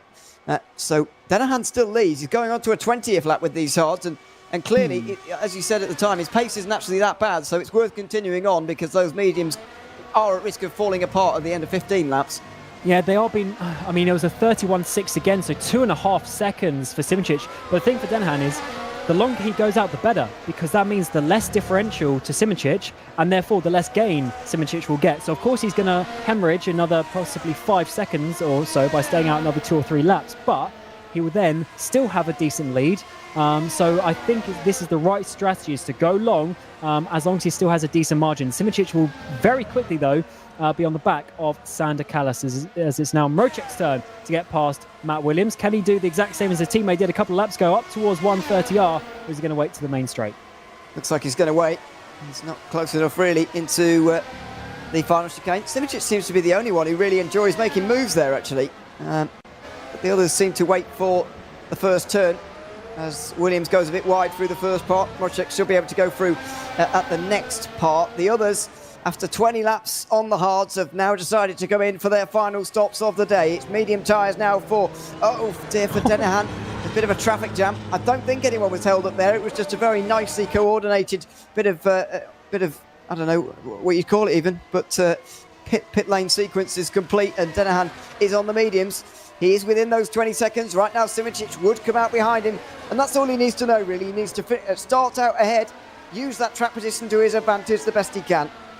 Yeah, 14 laps to go. Should be okay on those medium tyres. Mazzalis and Peugeot just came out of the pit lane, so I assume that's actually probably him overtaking the VCO Esports driver. And Peugeot really have a nice race up into 15th place. Fletcher comes into the pit lane from 12th. So now the battle for the lead for Simoncic. He needs to stay out long enough that he's not losing too much extra time to Denhan on the new tyres, and that still gives him enough laps to overtake later on. Yeah. But it's a tricky one, because the longer he stays out, the bigger advantage he's going to have, but also potentially the more time he's going to lose if Denhan, who now has the newer tyres, starts putting in some fast laps. And which compound is he going to put on when he goes into the pit lane as well? Because he has used 2 now. He's got the choice of all 3, really. Maybe the soft is out the question, but maybe he'll do something strange and put the softs on for 6 laps or something. Yeah, I mean, exactly that. Potentially is an option, because he'll be massively quicker. The issue is if he pits now, he's not going to have the advantage, because 1 or 2 laps doesn't make the huge difference. When you start getting to 4 or 5 laps, that's when you have the difference. So it's a big moment. We need qualifying laps for Simoncic if he wants to win this race once more.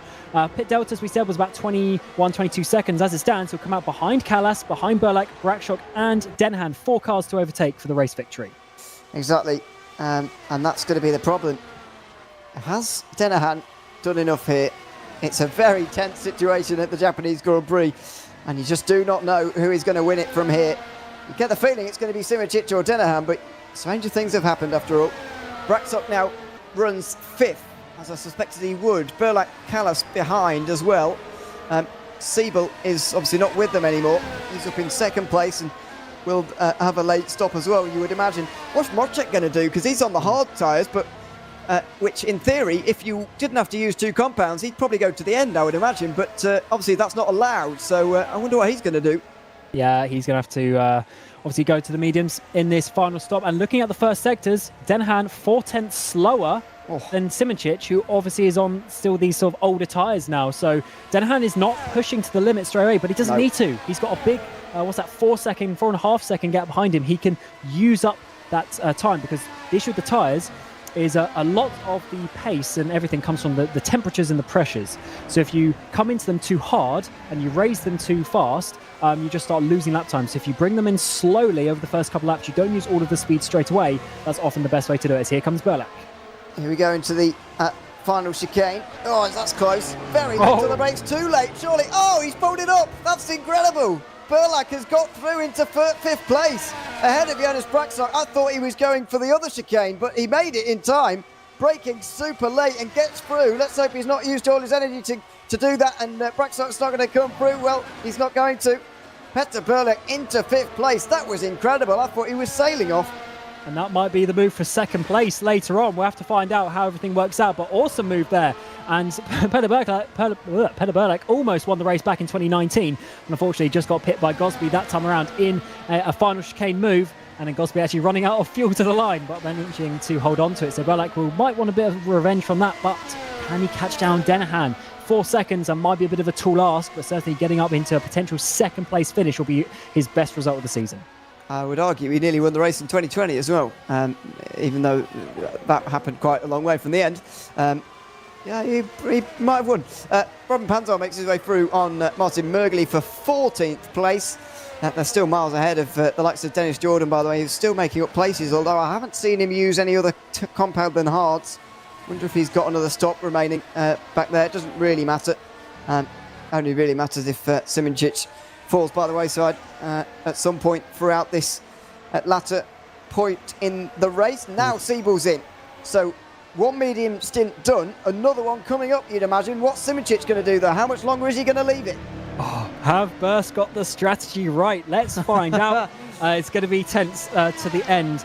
So Siebel, this is a good marker. So he was about 4 seconds-ish behind Simicic. So let's see where Siebel comes out and where Simicic is going to be 4 seconds up the road of that, because that is going to be the important one. And look, they're miles away. They're absolutely miles away. Here comes Matt Williams. Matt Williams is going to get Siebel as well. This 3-stop strategy might not work out. Well, this is interesting.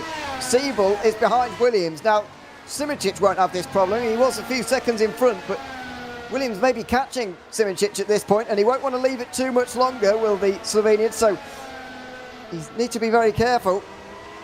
And then there'll be 4 overtakes to make, and possibly nearly 10 seconds of time to gain. There's Denahan. He's back on the podium. Is he just going to steal this right at the end? There's 10 laps to go at the end of this one, and he might just pull off the biggest steal we've seen for a while. I was sure at the time that Simicic breached a second ahead of Denahan that the race was done and the title fight was done, but no. Simicic has gone for a free stop. Denahan did the opposite, which is exactly what he should have done in that situation, whether he wins or loses here. And right now, it looks like it might pay off, but this is Jonas Simicic he's going up against. It's never impossible for him to win this race at the end. And Schluter's had some sort of issue. He drops outside the top 10. So Zalagianis, pro driver reserving for Visceral, gets inside the top 10 as a shooter. I think he went off through Dunlop. He's coming back around, slowly dropping down to 13th place. But here is your battle. This is the important one. Rocek is into the pit lane as well, and they're going to absolutely fly past him. A lot of work to do for the Burst Esports Next Few cars as we come to the final few laps of the race. But what they do have, they stayed up long enough that they are going to have a pace advantage. Siebel there gets past Williams. That is an important move for him as well. But Bog, despite the drive-through penalty, is ahead of Rocek. Yep, so Simicic's the only one left now to make a pit stop. he won't have the problems of being behind those guys, or maybe not. If he leaves it too much longer, then they will undercut him. And right now, the four directly behind are still gaining time on him right now. So net positions, Burlak would move up to second. Braxton would move back up to the podium again. He seems to have been running third almost all day somehow. And Callas would be just on the outside of that podium. And they'll all be defending those places because they will want podiums. It's not been a great season for the 2015 World Champion, now running in third place. And Braxton won't turn down an opportunity for another podium. His first since the British Grand Prix back in mid-July.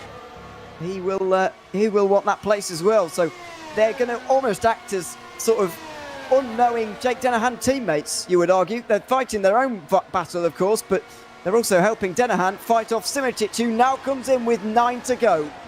Ooh, interesting one. Let's see where this is going to be. He'll be closer to Siebel than Callas, and then he's going to have to fight for that one. Interesting times. Who was that as well coming into the pit lane? Janos Brakshock comes in. Interesting. Wasn't expecting that. Late call from the Arnage driver, potentially throwing away a podium. It's not a drive-through, is it? It's a drive-through. It's a drive-through. He's not stopped there, has he? No. Yannick Bock as well coming in for not a late drive-through for Bock, surely. It is. What? Interesting. It's another drive-through for... Oh, no, it's not. Sorry, he's just waiting a long time. Sorry, spoke too soon. But making another pit stop. Well, I don't understand that either, if I'm honest with you. So there we are. He makes his way in. Anyway, Simicic is fourth. 6.5 seconds or so to Dennehan. 9 laps to go. This is where it gets interesting. He needs at least 3/4 of a second a lap and 4 overtakes. 3 overtakes even. Yeah, this gap is a bit less than I thought it was going to be, actually. I thought it was going to be nearer 8 seconds, so this is good. That's another couple of laps in hand that he has from that point. But as you say, he's gone... So the issue is he's gone so far to get the tyre advantage that he's now got less laps as well. So it's one of those, trade-offs. So let's see if it's going to be enough. He should have the pace advantage. Is it enough, though? Including overtaking, he might be able to get Callas. Issue for Callas, for him, is that Callas is inside the DRS of Burlak. And that is obviously just going to be a bit of a blocker up ahead. So tricky times for Simicic. At one point, we thought he was going to be winning the championship today with a so-called easy victory, and potentially Burst Esports next year winning the Constructors, but it may not be a double victory for them. Let's see how these final few laps go. As things run, Dennehan would gain 12 points and would bring that gap down to 20. That would still only require Simicic to have a top 10, but all of a sudden, that feels like a bit more pressure, probably double the pressure of finishing 18th, which is quite a long way down. 10th place feels like a losable sort of margin, if you like, and it also doesn't put the pressure on Dennehan to exactly win. He doesn't have to win if that situation stays the same, but it's already down to 5.5, 5.2, maybe 5 seconds by the end of the sector. Simicic is flying. Is the question going to be, will he run out of laps though? Because you're right, he does have 2 overtakes to make here as well as the one on Dennehan. And to be honest, I think Dennehan's been saving a lot of electrical energy here because that gap between himself and Burlak is pretty much halved. Yeah, I think you're right. Dennehan has been basically waiting for this moment. Let's see if it's exactly like we're thinking. But yeah, whatever's going to happen to Simicic, he's going to have to use a lot of electrical energy to overtake Callas and Burlak. Callas, he's right on the limit of that DRS with Burlak. He's right there. If he loses that DRS, it might be game over for that P3. As in a couple of laps' time, Simicic is going to be all over the gearbox of him. What is nice, though, is we have, 6 different teams inside the top 6, which is something that you don't always see, but it's certainly been a varied race. Loads of drivers and teams up towards the front. Yeah, and 8 in the top 9, so it's not bad at all in terms of team diversity at the front. Rocek will now go through. Callas is in now as well. They're all getting out of the way of Yannick Simicic. Oh, excuse me, it's DRS, not pit lane. Sorry, not looking correctly there at all. Sorry, that looked very similar to me there. Rocek does have to use the DRS. Can't get through on Williams. Wow, that confused me. Callas is still in front of Simicic, although now it's only a second. I think this time next lap he'll be under attack. I tell you what, Siebel has done the absolute strategy blinder to get past Mrocek. Mrocek undercut him in that first stint, but since then the Ferrari drivers had the better pit stops, and Mrocek right on the limit there through Degner 1, and Jan Grankvist has posted a picture of him, flying through that corner. That was how he DNF'd a few laps ago, unfortunately for him. But here is Simicic now on the back of Kallas. He needs to get past first opportunity if he wants to make this work. Yeah, if this goes wrong on the first attempt, then it could be a very difficult end to the race for Jurnej Simicic. Now then, through the second part of Spoon Curve they go, out onto the back straight. Simicic likes this opportunity down into the chicane, but Kallas knows that, and he's using a bit of electrical energy himself to just close in on Burlak. Although Simicic uses more, he gets the speed through 130R. He's on the inside line, and Kallas gives it over to him pretty much. He knows that his fight is with Burlak, and his podium place is not going to be because he finishes ahead of Jurnej Simicic. Now it's Petter Burlak in the way. 6 laps to go as they go over the line. Only 3 seconds to Jake Dennehan, who begins to stretch out that gap a little bit. Simicic will have at least a lap behind Petter Burlak in front of him. Oh, this is a big moment for Simicic as well. He'll want to win the championship before Brazil because it just takes the pressure off him a little bit, and he's got 2 drivers to overtake if he wants to do that. The important one, of course, being finishing ahead of Jake Dennehan. Remember back to Barcelona, second race of the season, Simicic really had to fight for it. He had to get past 4 cars in that final stint for the win. He's got past one of them for a total of 3 this time around if he wants to make it work. I think he should be able to get Burlak. The issue is then he needs to get up and get behind Jake Dennehan. It's going to be a very tricky one, but once again, it needs to be one and done. Can't spend a lap extra behind Burlak. Yeah, the problem is, I do agree that he needs to get through straight away, but the problem is, how much energy is he using to do this in relation to Dennehan? Because I really don't think the race leader has used a lot at all in the last 10 laps or so. How hard is Burlak going to fight this as well? Feels like we're rolling back the years to 2020 when these two fought over a world title. Eventually, Simicic took the title here with 1 race to go. Is it going to be the same in 2023 as Simicic heads down the inside of Petter Burlak and through he goes? And with 5 laps to go, it's 3 seconds for the lead of Jake Dennehan. The battle for this world title is coming up in a few laps. Does he have enough to hold on for Burlak this straight? I think he should just about do, but you're right. How much battery has he got? He's going to have to use a lot of it. He's got the speed advantage, though, over Jake Dennehan, in theory, although on the previous lap, he was only 1/10 faster due to the overtakes, but he also had a pretty clean overtake, so he should still be fast. So Dennehan's probably started to just speed up a little bit. That was pretty much Dennehan's fastest lap of the race, only 0.5 off his fastest lap. So it's looking good for Jake Dennehan in terms of the speed, but Simicic is coming his way. It probably will come down to the final lap, final corner, final chicane of this lap. Yeah, I don't think he's going to have a chance this next time around, but by the end of lap 50, there's going to be at least 3 laps of Simicic attacking Dennehan. And he's got to throw everything at this as Dennehan if he wants to keep this title fight alive, if he wants to take his 2nd ever World Championship race win. He's been on pole now 3 occasions in the World Championship, all of them this season, of course. Twice in the last 3 races. He was on pole at Spa, of course. Now another iconic circuit, Suzuka, added to his list, and he's looking for a race win here as well. On board with Jurnej Simicic as he closes in 1.5, 1.6 seconds. Dennehan responds with a bit of energy there, I think.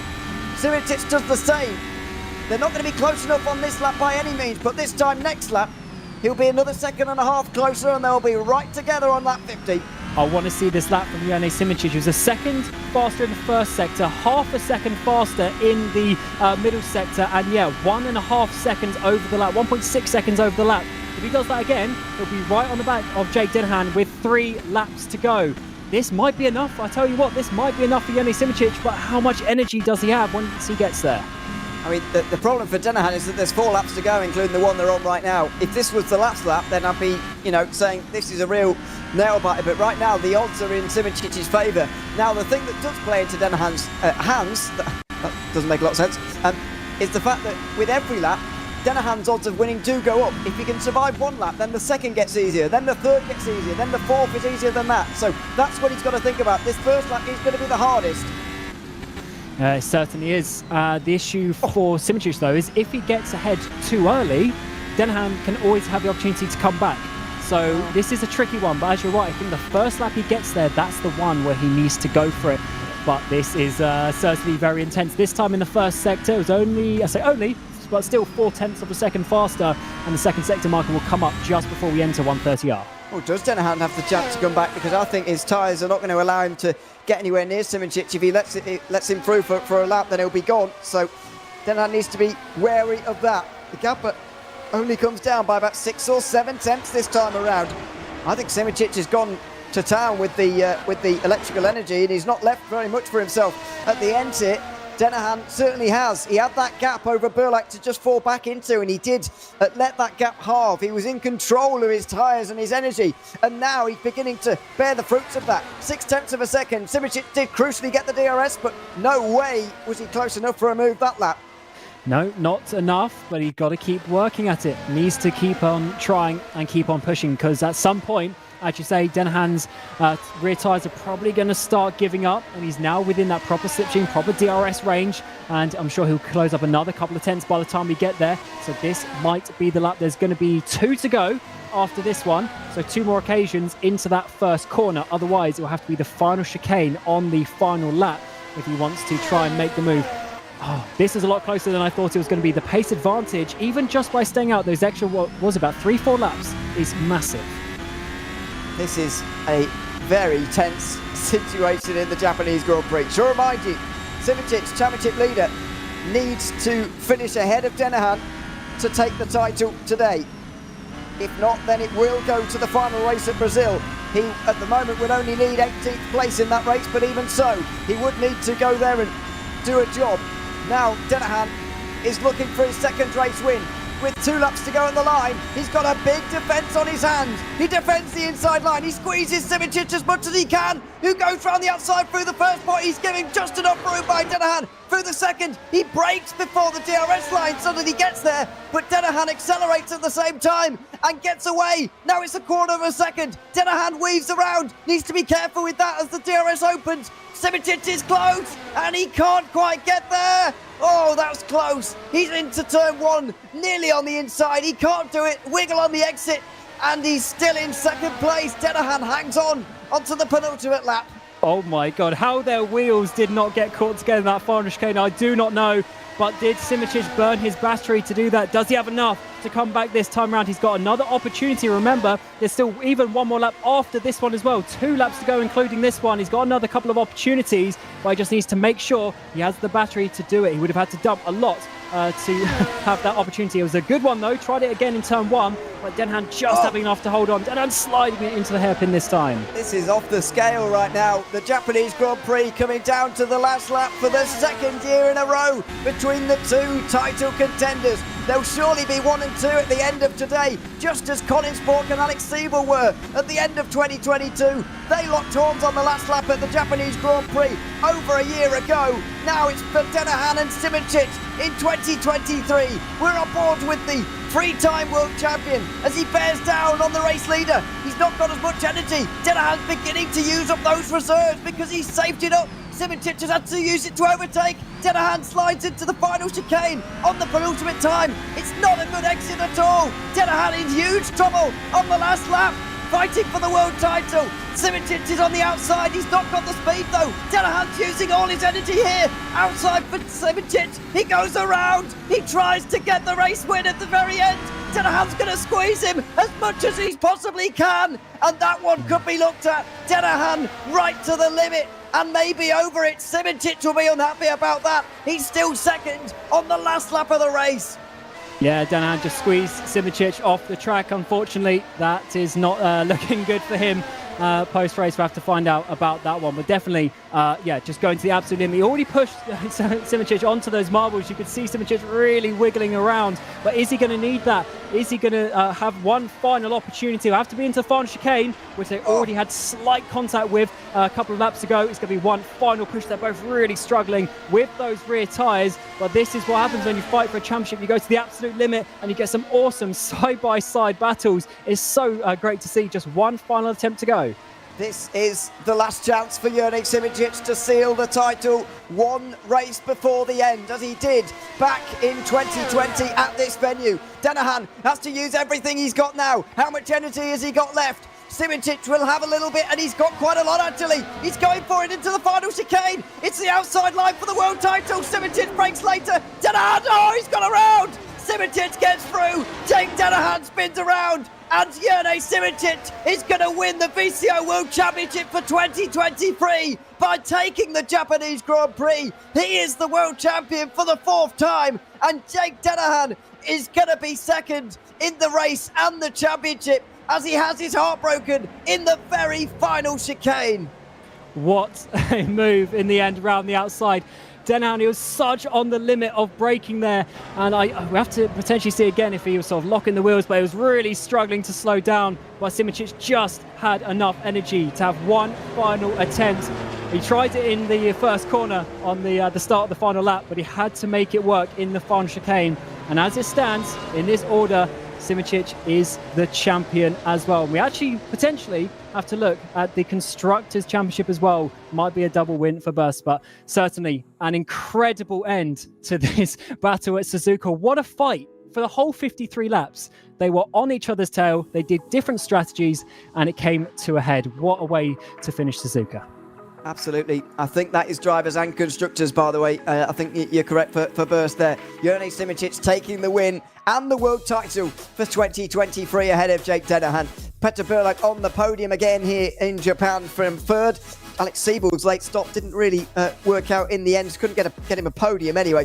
Sander Kallis finishes 5th. David Brocek 6th ahead of Matthew Williams and Yannick Pop. Janos Braxot will be bitterly disappointed with that late drive-through.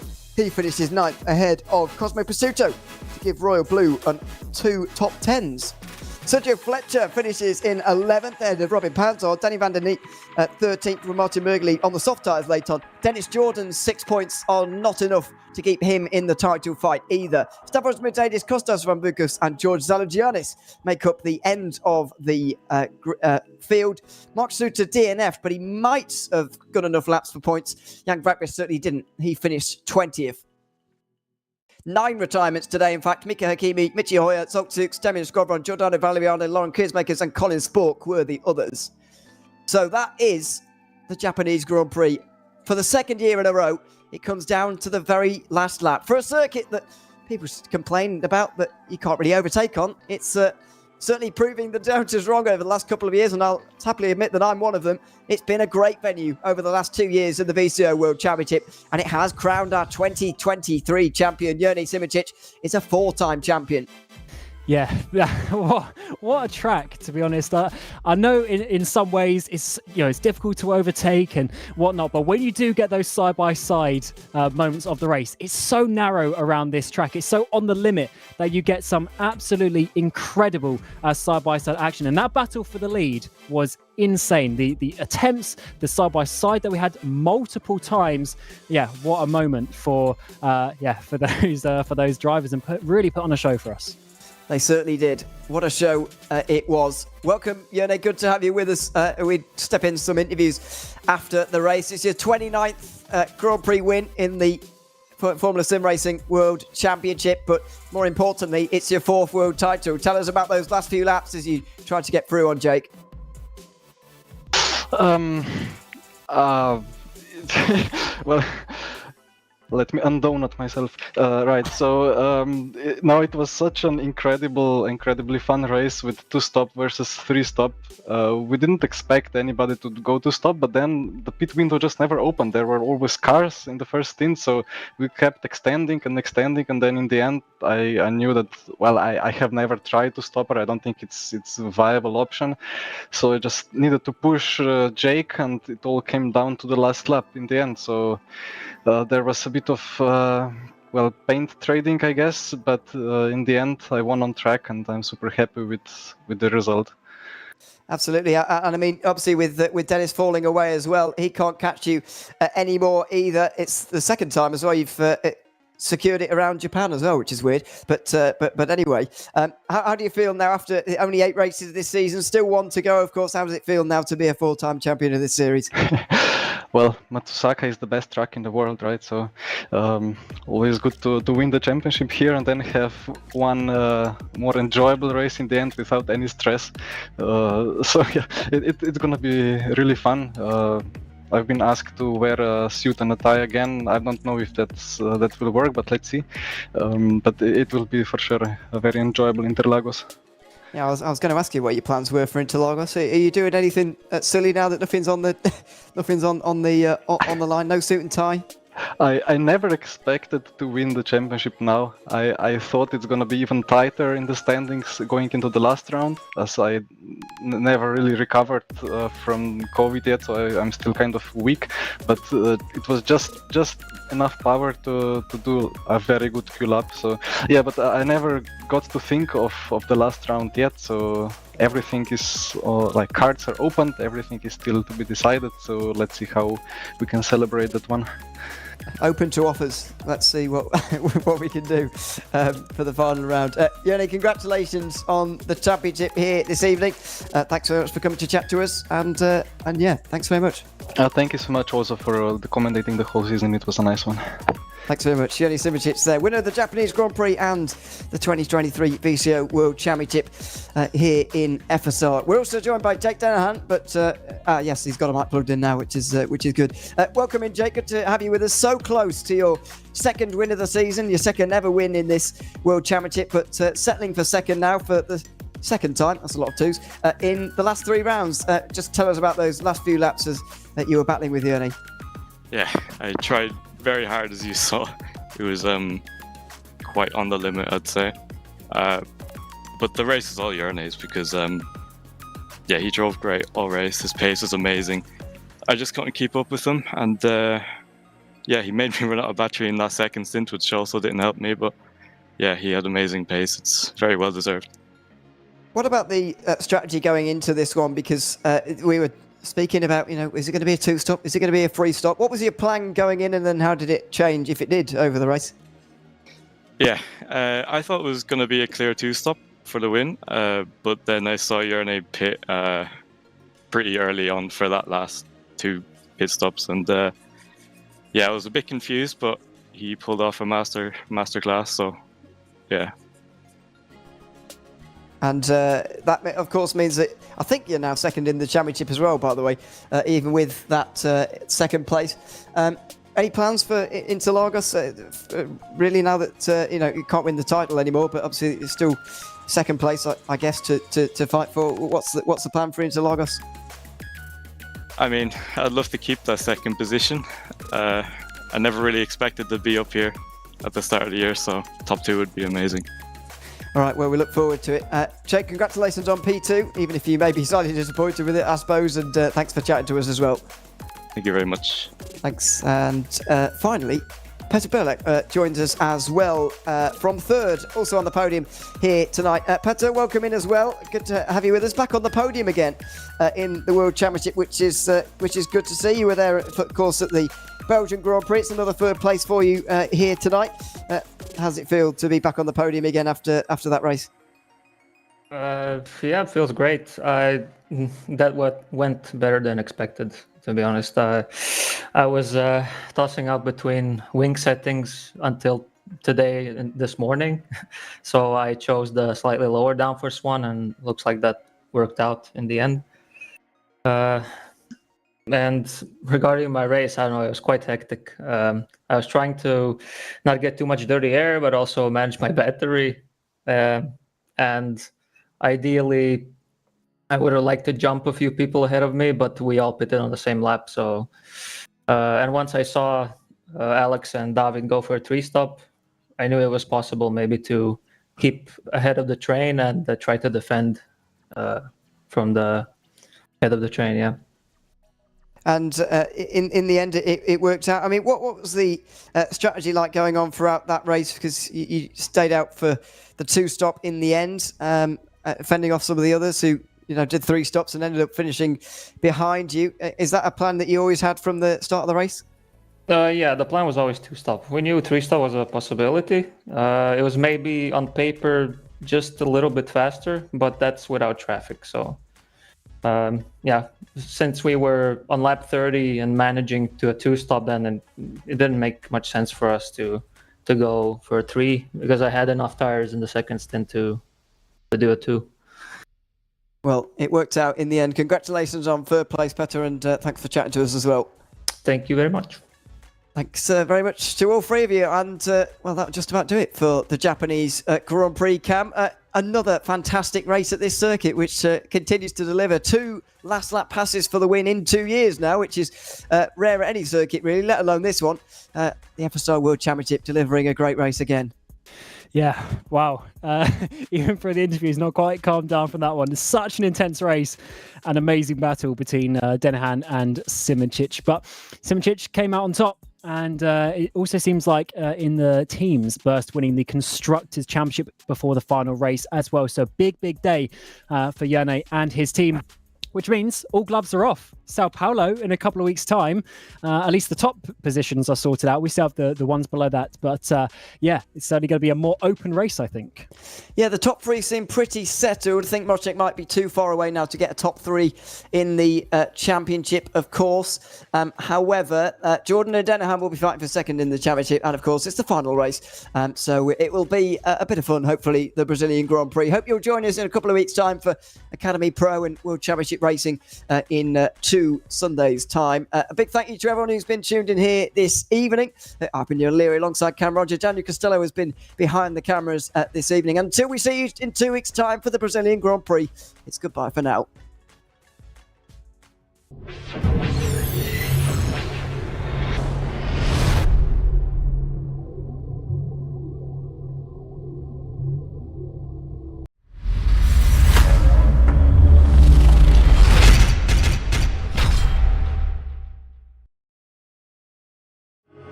Hello, I'm Jack Nichols and welcome to Who's going to break Haystack's world title?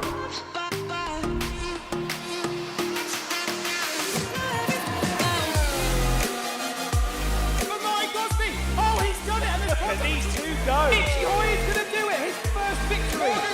The World Championship is done. What a race it's been!